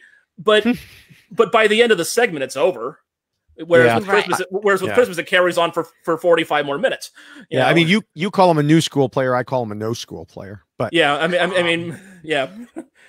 Now, so you mentioned, you know, his lack of emotion and stuff, but as we move into the fifth rule, you know, we talk about how they need to pretend to be nice and play the social game. Now, the interesting thing about David is that Kaser at one point told him there's a human side of the game and a game side, and you don't need to prove yourself on the human side because people love you. And, you know, I've heard from a number of the really dedicated live feed watchers, including, I believe, Taryn, that David was fun when not talking game. And so he had some emotions. It was just whenever there was a strategy discussion, his brain shut off. Yeah. And I think that just goes back to his struggle of not knowing how to best do something like that. And I think that would happen to a lot of people. And when you don't have the experience, you don't really know how you're supposed to react. I remember the first time I had to lie on Survivor, and I was like, oh my God, I have to lie right now. Please, acting like she's never lied before. She's a lawyer. I do not lie. I'm a prosecutor. Anyway, so moving on. But it does have like your body reacts. And if you don't prepare yourself for it correctly, then you're going to give yourself away. And I think we saw a lot of that with him, where he just didn't know how to control the uncomfortableness of the situation, and his reaction gave it away.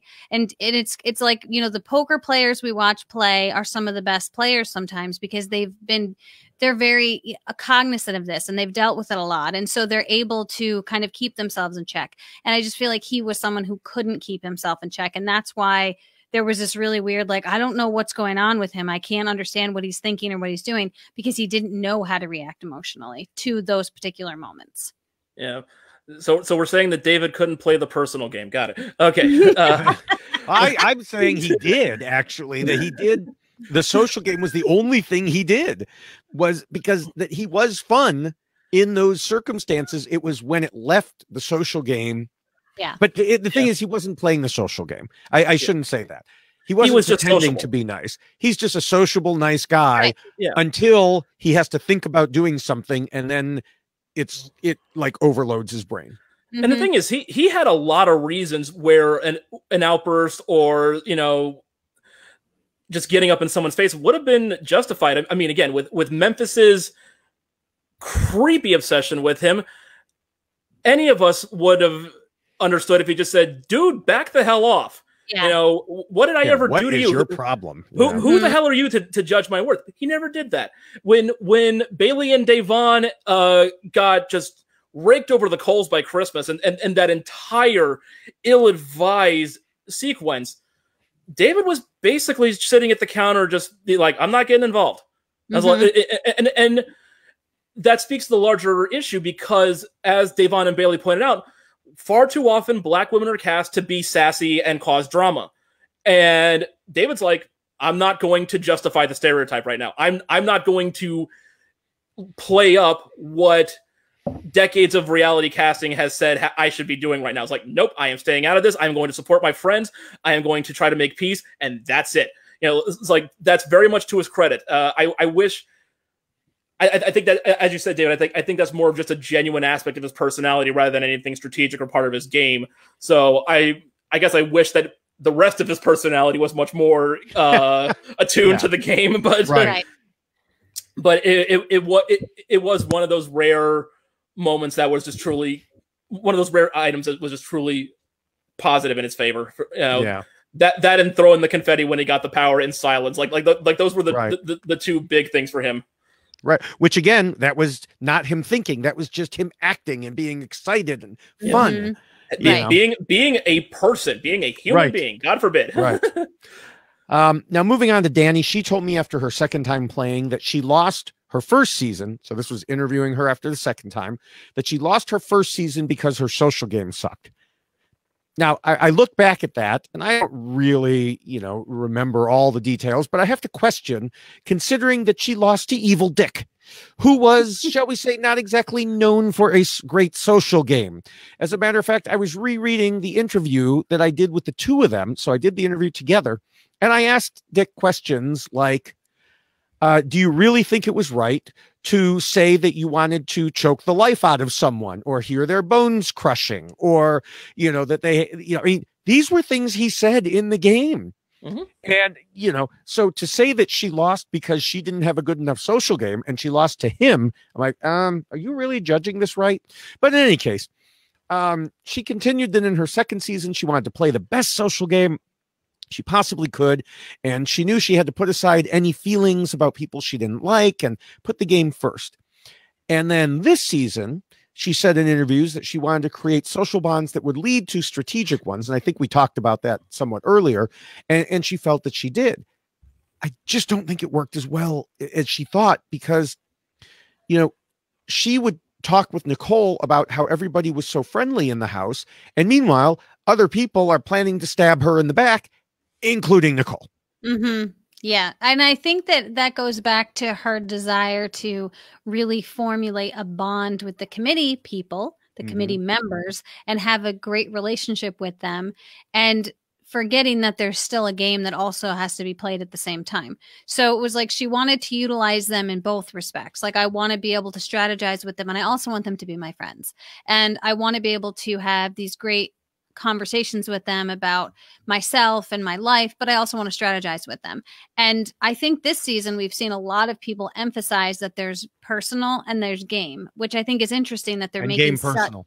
Yes, there's like these divisions that are being made. Right. And I feel like she really struggled with that because I think she thought that if I'm having a personal connection with this person and it's also someone who I'm strategizing with, well, then I should be okay. And we've made promises and assurances to each other.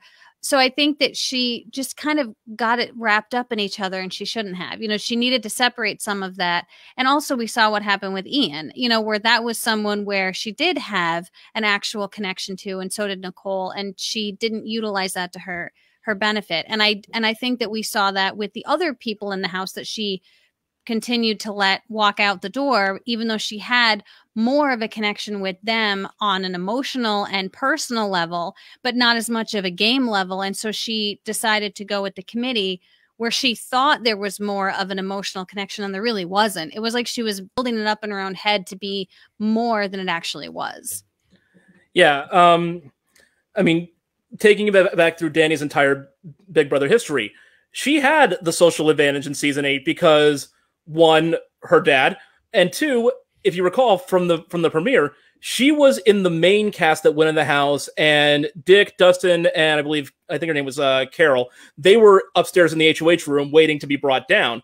So as soon as Julie announced the twist that some of you know each other, someone from your past, Danny was already saying, it's my dad, we haven't spoken in 2 years, we don't have, she got on the advantage right from the start in season 8, playing the social game and getting people on her side. She lost because her dad played a better game. I mean, it's just, just calling it what it is. Her dad played a better game. Yeah. And again, same thing in season 13, because her dad left the first night that the feeds came up, like literally they had been in the house for, I guess, 6 or 7 days at that point. The premiere airs, and then the feeds come up as soon as they stop. The show stops airing on the West Coast, and at that point, Danny is in the DR learning that her dad has left the game. It was that quick. And because of the rule that if your partner was gone, you went straight to the jury phase, she had 4 weeks playing by herself with no risk to her game whatsoever to forge these relationships, both with the newbies and with the vets. And she even got her husband out of the deal. Like, she played a spectacular social game in season 13. This time around, she started fine. She came in with a little bit of a mystique as being a quote-unquote all-star. Basically, for a lot of these people, like, their favorite female player outside of Janelle. I mean, Tyler even said it after she was evicted, like, this is the best player I've ever played against. I mean, now we'll get to that.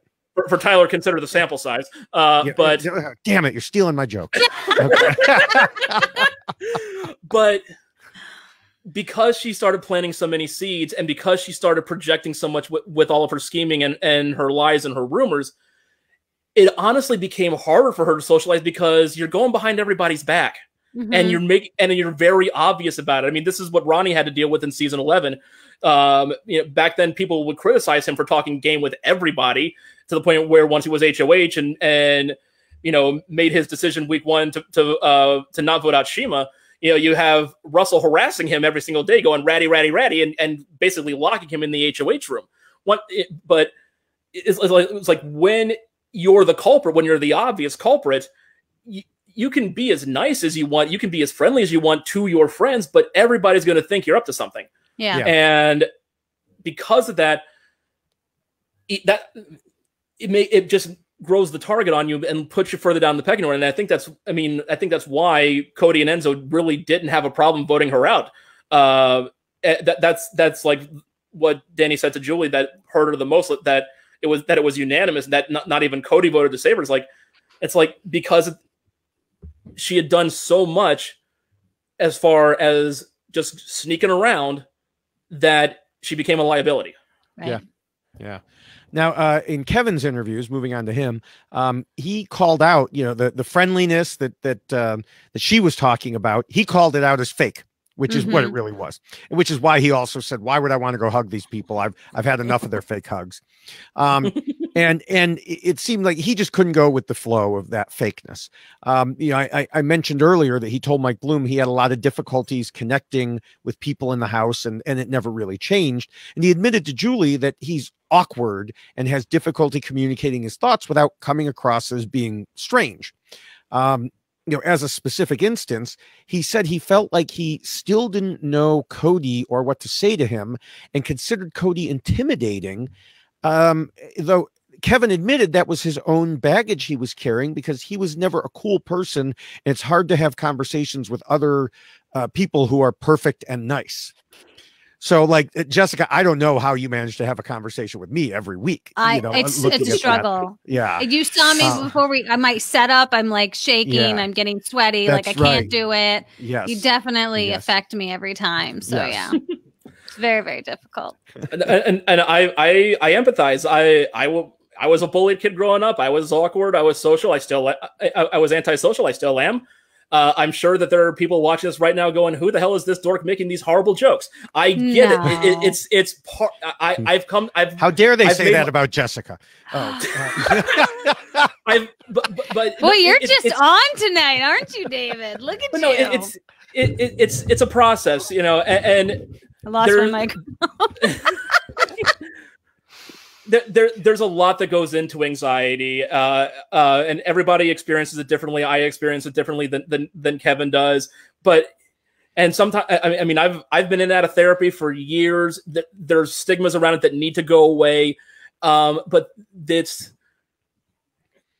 is very much walk a mile in their shoes kind of situation. And it was one of the, like I said, if I had been cast in season 11, I would have taken Ronnie's spot, and I would have just hung out with Kevin and Lydia the whole time.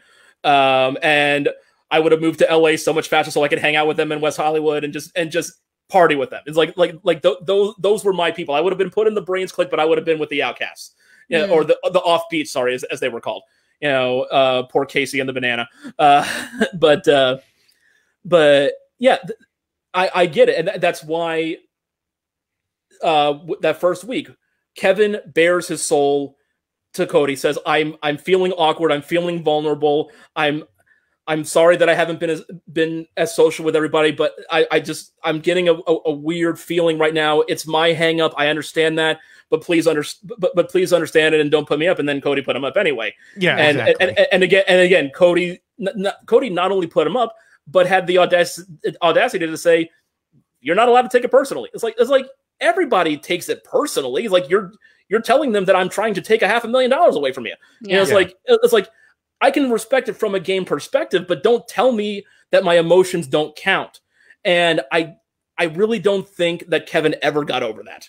Yeah. And I do think that someone like Kevin can thrive in a situation like this by having that type of personality. And he attempted to. He put it out there. He did have that conversation with Cody, because I think it's one of those things you have to kind of own about yourself. If you know that about yourself going into a situation like this, it's better to kind of put it on the forefront, let people know that it's a thing, that it's a factor, because it might work to your benefit. Unfortunately, I think he was in a position where the six had already come together and it didn't matter at that point. Yeah. So he could have said any number of things and it wouldn't have changed the course of the game, but at least he tried. And I think that people need to recognize, if you have those qualities about yourself, you shouldn't shy away from them when you're introduced into a new group of people, because it can certainly work to your benefit, because it can help people understand you. And also it can help you connect with people, because sometimes you might make an assumption about someone and you could be completely wrong.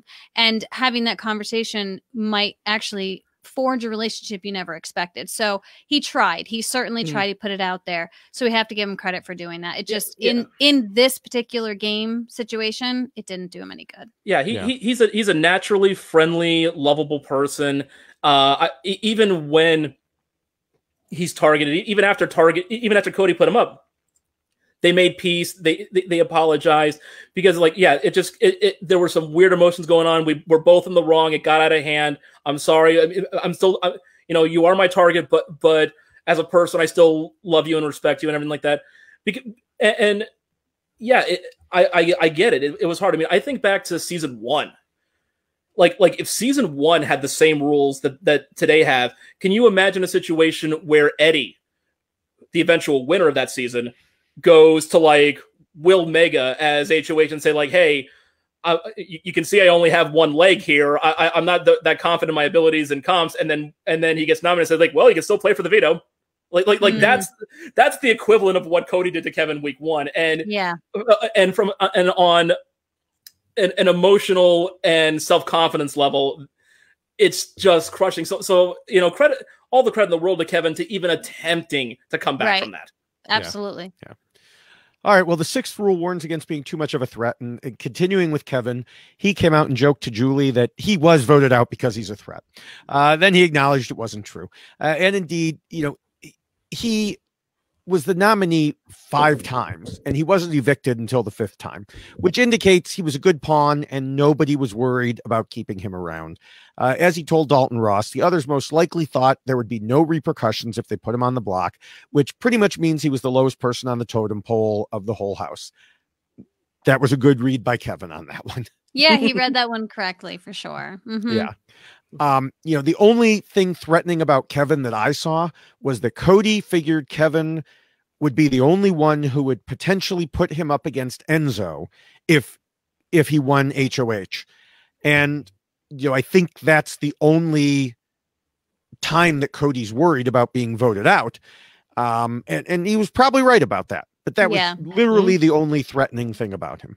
And I do think that that's a great point in a game like this, because you have to be mindful of if that person becomes HOH, who are they going to be targeting? Mm-hmm. And if you know that you are someone's main target, that certainly makes that person a threat to you personally. So it changes the dynamics of the game, because the HOH has so much power. It's not like you have to bring a group of people together to formulate a vote. It's one person who gets to decide who the house is voting against in regard to 2 people only. And so I do think that is a perfect read as to why his threat level was significant to Cody, but not necessarily to other people in the house.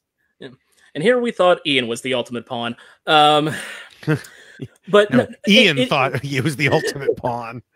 Well, Julie told us he was totally, yeah. But in this one matchup, Kevin was in fact the bigger threat, not just to Cody's game personally, but because since the Alliance finally had the splinter, there were different factions that wanted to weaponize David. It didn't work out because Memphis was literally the only one who didn't want to use him, and he won HOH. But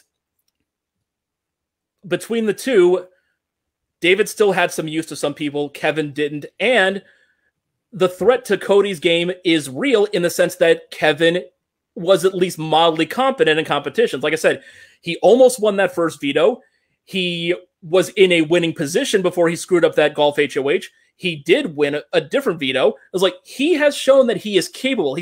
And as the numbers dwindle, that capability can turn into legit threat status. So if he had survived this triple eviction and was in the final 6, I would give him better than 1 in 3 odds of winning something and turning the tables. So much better odds than I would give David in this situation, because the only thing David won was 1 power in the dark that was literally blind luck.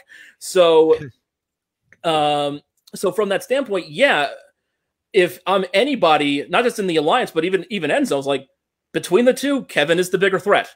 Right. Was he a threat in the grand game or to win the game? Hell no. But at least in that week, he was the bigger threat. Yeah. Yeah. Moving to David, speaking of him, I guess I will let our first guest and Kevin's old housemate, Ronnie, your substitute, sum it up from Twitter. I love you, Ronnie. Yeah. Where he said, "Don't feed me any crap that David was the bigger threat over Nicole. There's no way to defend this eviction." Mm-hmm. And he's right, of course. Nicole is by far the bigger threat, meaning, okay, that's not why he was evicted. David actually told Mike Bloom that he purposely played up not knowing the game because he didn't want to be a threat. And he certainly accomplished that, if nothing else. Yeah, I don't know if that worked to his benefit, really. It really didn't. I mean, what? Like I said, I think Danny improved her previous season's position by 1 or 2 spots by going out 3rd in this week instead of 1st. But of course, she didn't improve overall because she's been to the end. But Devon improved her previous best position by making it 1 more vote past the first juror, and David improved his previous finish by being in there more than a day. More than an hour. Yeah. More than an hour. Yeah. So it was like, and again, that's not his fault. That was just some complete BS twist that was thrown at him, and he was the victim of it. We can make it, like I said, we can make an entire second chance season just with him and Glenn and Jody. Just I don't think Glenn's coming back. But you know various Twitter reasons, but But you take my meaning, right? But yeah, so he improved his position just by existing, right. But he was never a threat to do anything. No, he was never a threat to win anything. He acquitted himself all right in comps, not to the extent where anybody would really think he was going to go on a run, but he didn't embarrass himself right. But again, his threat status is his mercurial nature and his weird conspiracy theories and never being able to truly be straight with people. But yeah, between him and Nicole, what the hell are you people doing? Yeah, you have a guy whose previous finish is improved by his mere existence, and a winner. Yeah, a winner, by the way, that I called. This is the one Big Brother winner I've got. And I called it in the audience. This is true. I'll give a slight tangent for an anecdote. I went to the live eviction, Victor's second eviction that season. And Dan Woolman, one of the EPs, the one who actually says, "Please come to the diary room." That's his voice. He came out to greet us all before the show started, and he polled the audience. There was about 20 of us. It's a very tight space. It looks way bigger on TV than it actually is. And he polled us as to who we thought was going to win out of the, I think, 7 that were left at that point. And Victor got a couple of claps, even though we all knew he was being evicted, because we all knew he was going to go right back in. Most of everybody went for Paul because Paul was playing the better game and he was the audience favorite at that point. When he asked if Nicole was going to win, I was the only one who said it. I was like, I was the only one. It is on tape. You can call CBS. Call CBS. Call CBS. Give them the roll of tape. I am the only one who called Nicole winning. But again, that's awesome. But again, winner against newbie. What the? Again, I know Memphis wanted him gone, but Memphis has the biggest blind spot in the world when it comes to David. And again, David was useful to all sides potentially once the group had to eat itself. And Nicole is a past winner. Yeah. What the hell? Yeah. Well, I was going to just say what it showed is that no matter how many times Enzo says, "Yo, man, come on, man, let's play the game, man." Yeah. Yo, what he really means is, "Yo, I'm going to sit on my butt and do nothing." Yeah. It's time to, it's time to like use these floaters. Don't even worry about it. We got to take out the big players. We got to take out the threats. I vote to evict David. Yeah.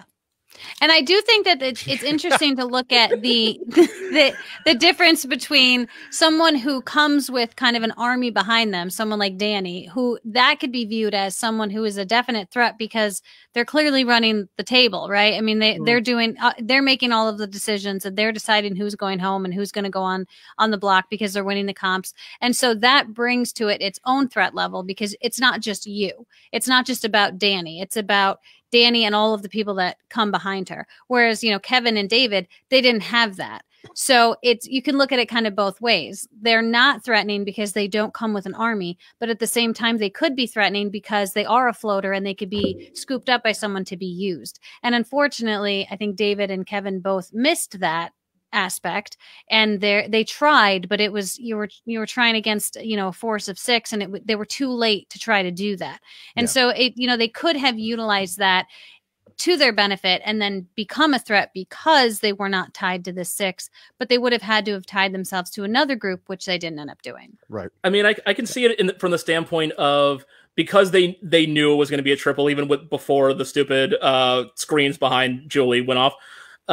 Maybe Cody and Enzo were thinking to themselves, at least in the moment, hey, only one of us has to go tonight. If we keep David, that means 2 of us have to go. It's like, and we've already taken out Nicole. So it's like if she doesn't win HOH, we can put her right back up. Maybe that thought crossed their mind. It would have briefly crossed my mind if I were in their shoes. I still would have voted Nicole out without a moment's hesitation. Mm-hmm. But I can at least see that as maybe giving it like a micro nano chance of considering David a threat. Right. Yeah. Now, moving on to Danny, if we let Tyler be the judge, Bill, you've already brought this up.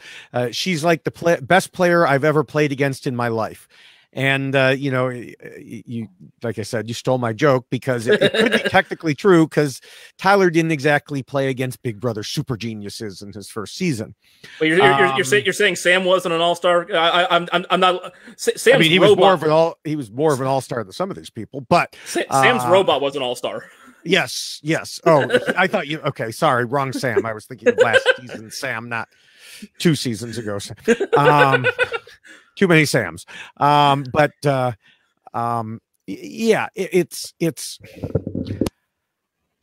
I mean, here's the thing. Well, I will say, I'm not going to recover what the whole group on the recap podcast did because they discussed why it wasn't really the case. And for one thing, if she was that good, Tyler wouldn't have known about all the moves she was trying to make. Mm-hmm. And now I will say those moves were indeed threatening to his games. Mm-hmm. So he was correct to target her. Just don't call her the best player. Unless he wasn't being truthful. He was just telling the other players that, and this was an excuse to do it. But it wasn't true. But she was a threat to him. Yes. And that goes back to the same point you made before, right, that if you are someone, where Kevin wanted to put Cody up on the block potentially, then that makes him a threat to Cody. So we have the very similar thing here with Tyler because they did make a Final Four deal and then she pulled back on that almost immediately and put him on the block. So I think that Tyler saw her as a threat to his own game. So it was a smart move for him to try to combat her putting him up first. Yeah. I can definitely see Tyler just kind of saying that for the sake of the cameras because just like with Nicole playing up the acting with Ian and everything, like these people do know they're on a TV show, and those who study the game know the timing of the live shows. So they know that once Danny comes out of that house, the screen's still on them for a few seconds before Julie talks, that while they watch her picture gray out. So he knows Danny hears him say that, even though she's technically out of the house. So I'm certain that at least crossed his mind to a little bit. And as far as Danny's overall threat level, I mean, she apparently had her pair with Nicole, and she had her core four with Cody and Enzo. Is like she had her deals and her sub deals and everything else. But because she kept planting those seeds, because she kept being too obvious, you always have to wonder where her loyalties lie. And in a weird X factor for this season, not only is this alliance winning everything, they're winning it by default. Mm-hmm. Christmas won her entire HOH week by default. Yes. Danny won just like her first season. Danny won her HOH because she couldn't quit fast enough. There are so many random ways outside of skill that Danny could have gotten into a power position to target him, and she'd already taken the first shot and missed. I was like, you gotta take the chance when you have it. Like Tyler's the only one who has literally thought to himself, I have a chance, I gotta take it. Yeah. And this is also why if you go on Joker's updates right now consistently for like the last several weeks, Tyler is the only active player in the top 5 as far as fan ratings, whereas the bottom 4 are Danny, Nicole, Memphis, and Christmas in some order. As like because he's the only one that we know when he gets the chance, he's gonna take the shot. It's like, even though it was kind of lame to go after Janelle and Kaser because they were already in a back position, he still said like, hey, they are still big threats. They're outside my alliance and they're big threats. Let me take the shot. I'm going to take the shot. Bye-bye, Janelle. And then, and this time around, it's like, I get this HOH, this 1 hour HOH, and I get the veto. Danny's coming after me. Bye-bye. Right. It's like he's the one who's going to take the shot. That probably makes him the biggest threat going forward, but it definitely speaks to Danny's personal threat to him and her overall threat to the game. Yeah. All right. Well, the 7th rule, we're in the home stretch here. The 7th rule says to trust almost nobody. Let's continue with Danny here because she said she trusted Nicole 100% due to their friendship outside the house. And we already discussed how, she would have taken Cody to the final 2. Meanwhile, Nicole was plotting against Danny, and then Cody surprised her. Ooh, I just got a weird error on my computer. Hopefully we're still going here. Oh, geez. Yeah. Nicole was plotting against her, and Cody surprised her by, booting her out the door. Now, I saw the Nicole stuff coming a mile away because there was a scene early on where Danny made a comment about having 100% trust in Nicole. But then Nicole, we saw saying that I'll go as far as I can with Danny. But I noticed right away, and I think I tweeted at the time, she didn't say till the end. She said as far as I can. Mm-hmm. So Nicole was definitely not as dedicated to Danny as Danny was to her. Yeah. And I think this goes back to what we already talked about with Danny's belief that the people that she was playing with in the committee really had her best interests, and they didn't. They have their own interests, and that's what they were focusing on. They weren't focusing on her, and all of her running around and saying things to people and planting all of these seeds certainly didn't bode well for any of them. So even though you might think you've got this very strong number 2, when your number 2 doesn't agree with it, it's certainly not going to set well, especially when you're sitting next to them on the block. So I do think that, that Danny certainly found herself in a difficult spot there. Yeah, I mean, she didn't really trust too many people, but she was also the least trustworthy person in the house, apart from maybe David, just by his weird slinking around. But yeah, it's like she did trust Cody to her detriment. She did trust Nicole to her detriment. Mm-hmm. And in a weird way, there was no better scene of this than right before the vote. I mean, Danny was already packing her things the day before because again, they knew it was a triple, and she's like, I know if I don't win in one of these situations, I'm going. So I was like, she already kind of knew her number was up. But that moment right before the vote, where she's in the bedroom hugging Nicole, like that was the moment, because they're crying, Nicole's crying, go after Christmas first, blah blah blah. But it's like, I seem to recall a certain someone saying, teach me how to act. Teach me how to make sure to hug Ian and make sure he thinks I'm on his side. I was like, if Nicole was not on the block, she was voting Danny out too. Yeah. Oh yeah, absolutely. Yeah. Now, now David didn't go quite as far as Danny in his trust, but he did trust Tyler, thanks in part to the OV connection. And while I do think Tyler helped him at times, it wasn't enough to say pull him into the committee. But Tyler did risk his game several times when David screwed things up. So I can't really blame Tyler for finally, just letting David go. Yeah, I do think that there was a lot of second chances given to David where people wanted to utilize him in a way that could have furthered their individual games aside from being part of the committee. But David was too much of a wild card. And I think that when you present yourself as a wild card and people don't really understand where you're coming from or what you're trying to do, then you become more of a detriment than a help. And because it's just an unknown. Like, I don't know what David's going to do because he doesn't really make much sense. So yeah, that's okay. I'm not going to trust him as much as I want to. And I think we saw that with quite a few of the players where they thought that they were going to be able to utilize David. And Tyler was one of those people that thought he could. And he realized, I just have to cut ties with him because I can't anymore. And it's like you keep trying to give and what you're getting back is not being reciprocated. So, all right, we're done with this because it's not going to get me where I want it to go. Yeah. I mean, David didn't really trust too many people, but where he did, it was misplaced. I mean, and I say misplaced in the sense that he messed it up. It's like Tyler trusted him. He betrayed Tyler's trust. Davon and Bailey trusted in him. He betrayed it. He kept trying to mend fences, but messing it up along the way. And the one time, and even despite that, they kept fighting for him. Davon and Bailey kept fighting for him. Tyler still voted Nicole out, hoping to use David down the line. The only time we saw David truly give up his trust to somebody was at the worst time possible, where he believed Memphis's stupid deal. Yeah. It was like the deal that would have sent him out the door had Tyler not interceded on his behalf. Right. I was like, yeah, complete misfire there. Yeah. All right. Well, finally, I don't think Kevin trusted anybody too much because that would imply that he thought he had a true ally in the game, and he really didn't. I mean, other than maybe Davon, but I don't think he had a problem. Yeah, no, I think he created a really close friendship with Davon, but yeah, I don't think there was an issue of overtrust or anybody trusting him too much either. Right.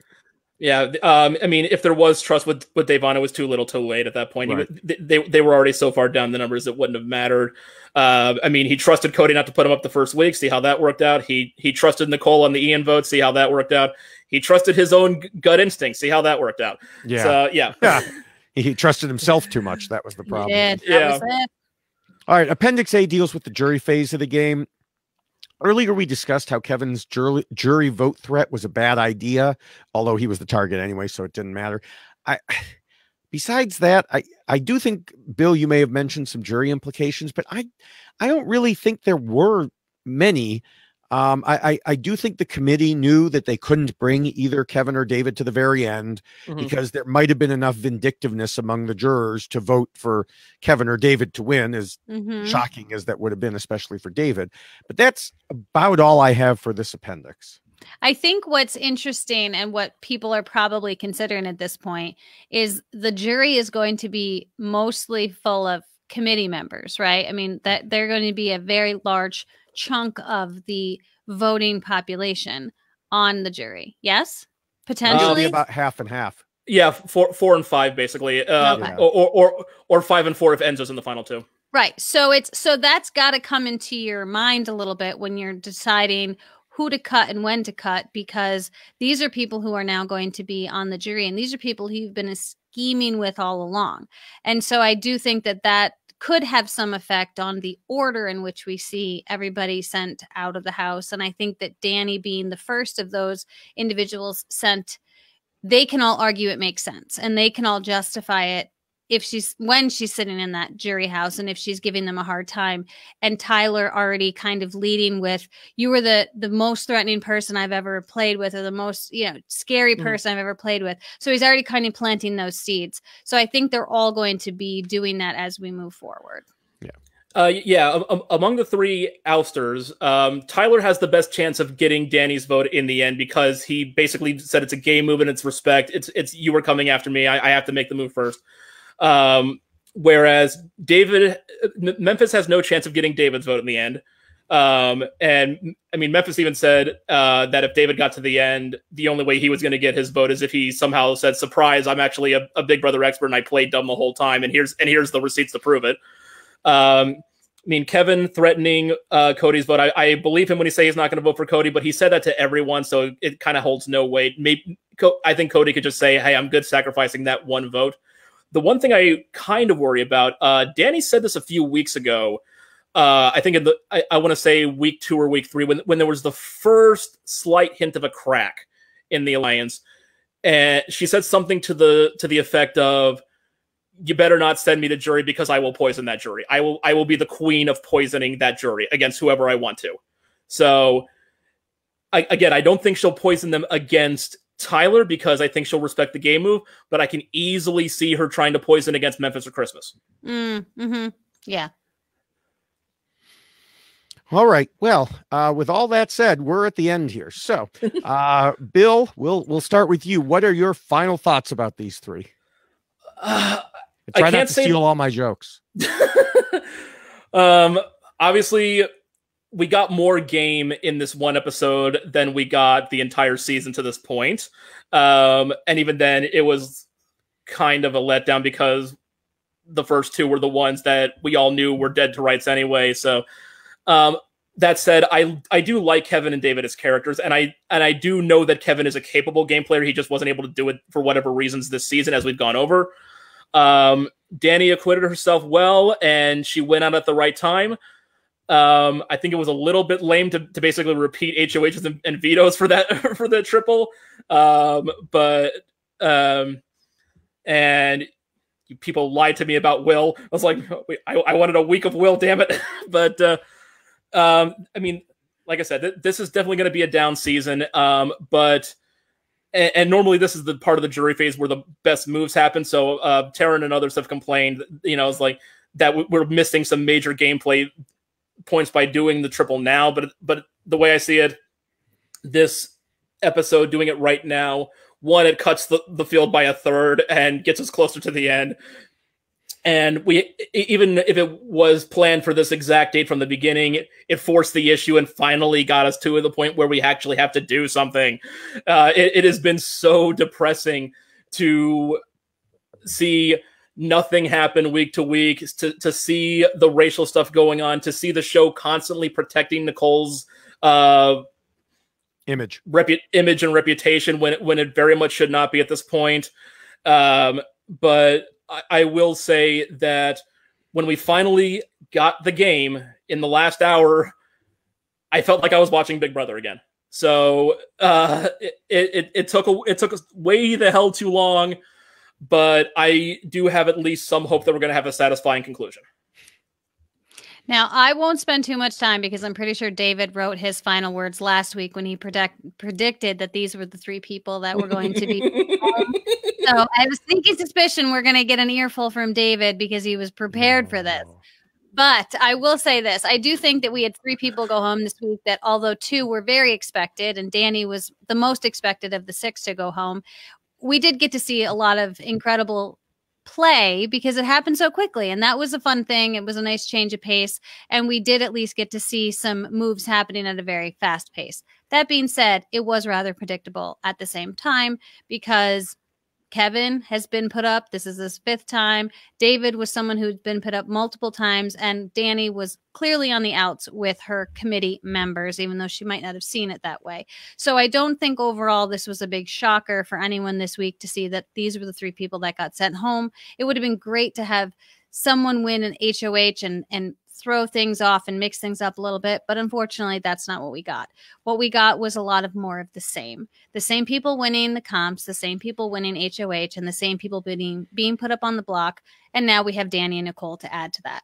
So I think overall, their reasons for going, we've been talking about every single week. These were the targeted group of people who were being continually targeted. And we've now seen Kevin and David evicted. And now we've got Danny to add to that because she was a low man on the totem pole in that 6. So I will see what David Bloomberg has to say about all of this, because like I said, I think he's very well prepared for this. Yeah, I did not start writing it last week. I was not that confident, believe it or not. There were times in my Survivor career, in my Reality News Online career, where I would tweet out and say, I have already started writing why blank lost for this person, you know. Yeah. I'm going to say something, a few things here that are probably a little bit controversial, and I'll start with all 3 of our evictees this week have one thing in common. None of them were strategic masterminds this season. Yes, I include Danny. She thought she was, as she planted more seeds than a farmer in the spring, but she failed to follow the proper guidelines about spacing out those seeds so they don't grow too close and intertwine. On top of that, she overwatered, flooding the house with stupid and unnecessary lies.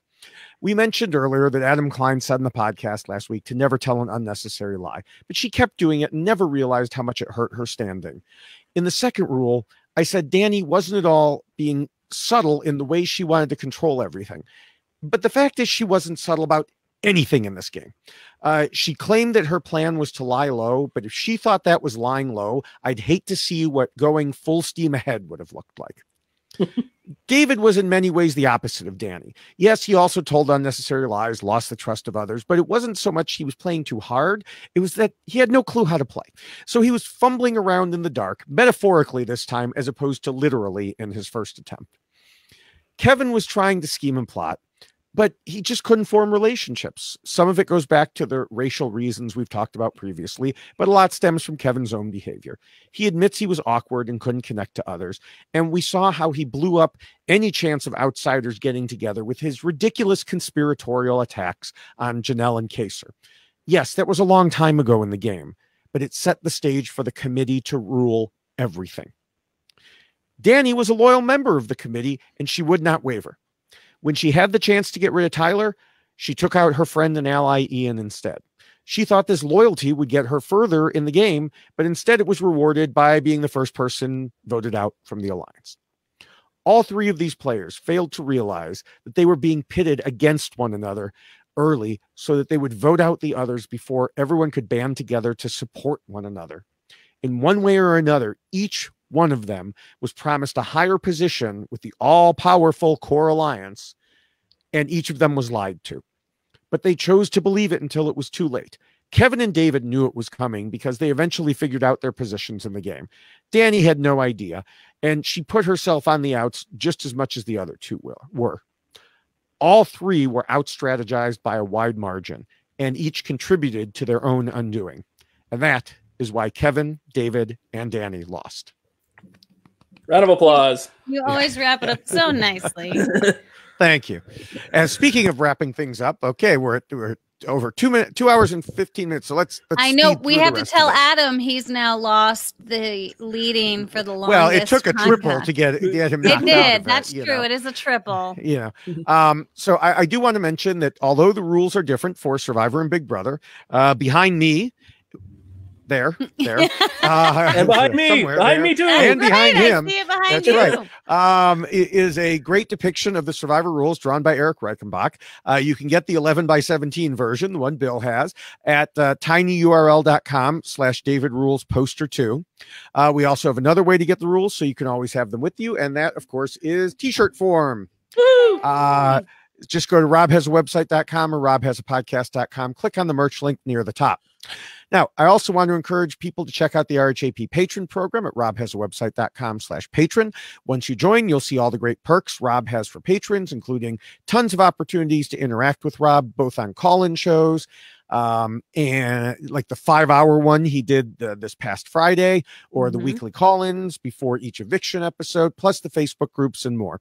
But Before I tell you about the Facebook groups, I want to tell you about a different Patreon program, because Post-Show Recaps, which is the RHAP Universe's friendly neighborhood scripted television podcast, where they're talking about all kinds of different movies and shows. Hosted by Josh Wigler and friends, the Post-Show Recaps roster includes Down the Hatch, a weekly spoiler-filled Lost rewatch podcast, Everything is Super, a weekly podcast about the Marvel Cinematic Universe and other superhero movies and shows, Aang in there, and Avatar: The Last Airbender rewatch podcast, and much more. Post-Show Recaps will hit its 7-year anniversary this coming January, and ahead of that, the team have finally launched their own Patreon effort. Perks of being a Post-Show Recaps patron include access to the patron-only podcast feed, which features a brand new movie club podcast called Post-Show Recaps Theater. There's also the Post-Show Recaps Discord server, where you can talk with the hosts directly about your favorite shows, as well as other listeners in the Post-Show Recaps community. You can get all of the great Post-Show Recaps content free at postshowrecaps.com and by subscribing to the network on your podcast app of choice. And if you like what you hear, you can get even more content by becoming a Post-Show Recaps patron at postshowrecaps.com/patron. This was an effort. I'm trying to subliminally get across the term Post-Show Recap. Yes, Post-Show Recaps. So Post-Show Recaps doesn't have a Facebook group. You get to the Facebook group by the RHAP. And there's a big overlap there, but they have a Discord. Right. So does RHAP, for that matter. I'm just not there nearly as often. But you can also, in addition to the postshowrecaps.com patron, you can go to Rob has a website. Right. You go to robhasawebsite.com/patron. And of course, once you get to the Facebook groups, make sure to say hello. Whew, take a breath, David. That was a lot. And listen, you can also follow us on Twitter. I won't have as much to say about Post-Show Recaps, but you can follow me here at Jessica Lewis 89. David is at David Bloomberg, and then below us we've got at William Hammond. So you should follow all three of them. William J. Hammond. Oh my God, I didn't even see that. William J. Hammond. I apologize. I have terrible eyesight, and it's how I saw my name. Staring at a screen for a very long time, and I'm kind of like this at this point. So, I have that effect on people. That's going to be that's now going to be the cover photo. I know, right? Wait, let's see if I can do it like this. Can I make one eye go the other direction? Did I do it? All right, now anybody who has followed this, I guess they're going to watch to the end. If I just broke my microphone again. At Jessica Lewis 89, at David Bloomberg, and at William J. Hammond. Follow us all. Get all the great content of everything that we post, whether it be Survivor, Big Brother related, and all the other good stuff going on in the world. Good stuff, right? 2020. Yes. It's been great. So there we are. Yeah. So Bill, where else can people find you and other things you're working on? Okay, so we already plugged the Twitter at William J. Hammond. I also occasionally am a guest writer and podcaster with Get Behind the Rabbit Productions, and the No Rest for the Weekend podcast, where we talk about independent film. I have my own blog, actuallypaid.com, because I actually paid to see this, where I do movie reviews and Oscar coverage and movie news. It's been a bit lacking, obviously, this year. And if nothing else, you can see my work right now every Thursday on NBC with The Wall. That's one of my current gigs. I write for The Wall. I write the trivia questions. It's one of the thrills of my life is working in game shows. NBC just announced that we've been picked up for season 4. We're airing the back half of season 3 right now. We started the writing process a couple of weeks ago. So that's a lot of fun. There's also several shows on Game Show Network. If you watch, you won't see my name in the credits, but I write for those as well. So Masterminds, Catch 21, Get a Clue. Those are the shows I kind of work on at the moment. And I'm always looking for the next thing. So who knows? It's a weird cliche, but I'm living the dream right now. So that's amazing. Good for you. All right, so we need a hashtag, and earlier from the very beginning, we talked about planting seeds and too many seeds. So I think one of those. I got a funnier one. You got a funnier one? Go with the funnier one then. Well, it's not appropriate, but it's. Oh, well, then don't go with the. What was the way you? I see some dick out or something. No. And those putts. No. I see some dick. I don't know. There was something about dick. I'm sorry. You were talking about evil dick. Let's get that clear here. Yes. You just got us rated R on YouTube. Thanks a lot, Jessica. Listen, it was you were talking about evil dick. It was funny. I got a few here that I've been writing up over the course of the week. Let's see. Mo Money, Mo Posturing. Where's Will? Post-show recaps. I mean, wait. No, yeah. Post-show recaps. But the one I think we should go with, because I will not do justice to this, but this was the greatest moment. Julie Chen, totally bogus. Yeah. It's a microcosm for the whole season. Totally bogus. Well, that's what I said on Twitter. I just need that as an overlay so I can use it every time there's. Yeah. That's my hashtag for this week, for this season, for totally bogus. Totally bogus. What the heck? Let's go for it. We'll do totally bogus. Excellent. All right. And of course, there's the hashtag for this podcast overall, YXLoss. Everyone should make sure you're subscribed to all of the RHAP Big Brother podcasts at Post-Show Recap. No, at robhasawebsite.com/BB podcast or on your favorite podcatcher. We're also on the Reality TV Wrap Ups feed. So if you subscribe to that feed, you'll get this, our Survivor podcast eventually, and much more. In 1 week, we'll be back here to discuss Big Brother again with another great guest. Don't have an announcement yet, but promise it'll be great. He or she will be great. So be sure to tune in for that. And we want to say thank you to Scott St. Pierre, who does all of the editing for us here on Why Blank Lost, both the audio and video version. So thank you, Scott, for all of your incredible work that you do. Also, thank you to Will from America, who created our theme song that you hear on the audio version of Why Blank Lost. So you can go there, listen to it, and then you come here and see our pretty faces. So thank you so much, both of you, Scott and Will, for all of the incredible work that you do. And thank you, Bill, for joining us today. That was super great to have you. And you have now taken the title of the longest podcast with us. You stole it from Adam Klein, so you can say that you have now beat Adam Klein in something. So congrats to you for that. It'll be the only context where that is true. Thank you guys. Thank you guys so much for having me. This has been an absolute thrill, and I feel closer to the show than I have in a long time. So this has been such a highlight. Thank you guys so much, and thanks to everybody who listens and everybody else is involved in the podcast and at RHAP. This has been just the best.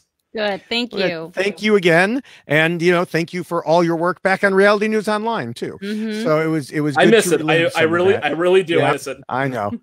Me too. But I don't miss getting up at 5:30 in the morning so I can post the daily live feed recap. I have to. That I do not miss. Yeah. Yeah. So with that, we will see, Jessica and I will see everyone in a week. Bye.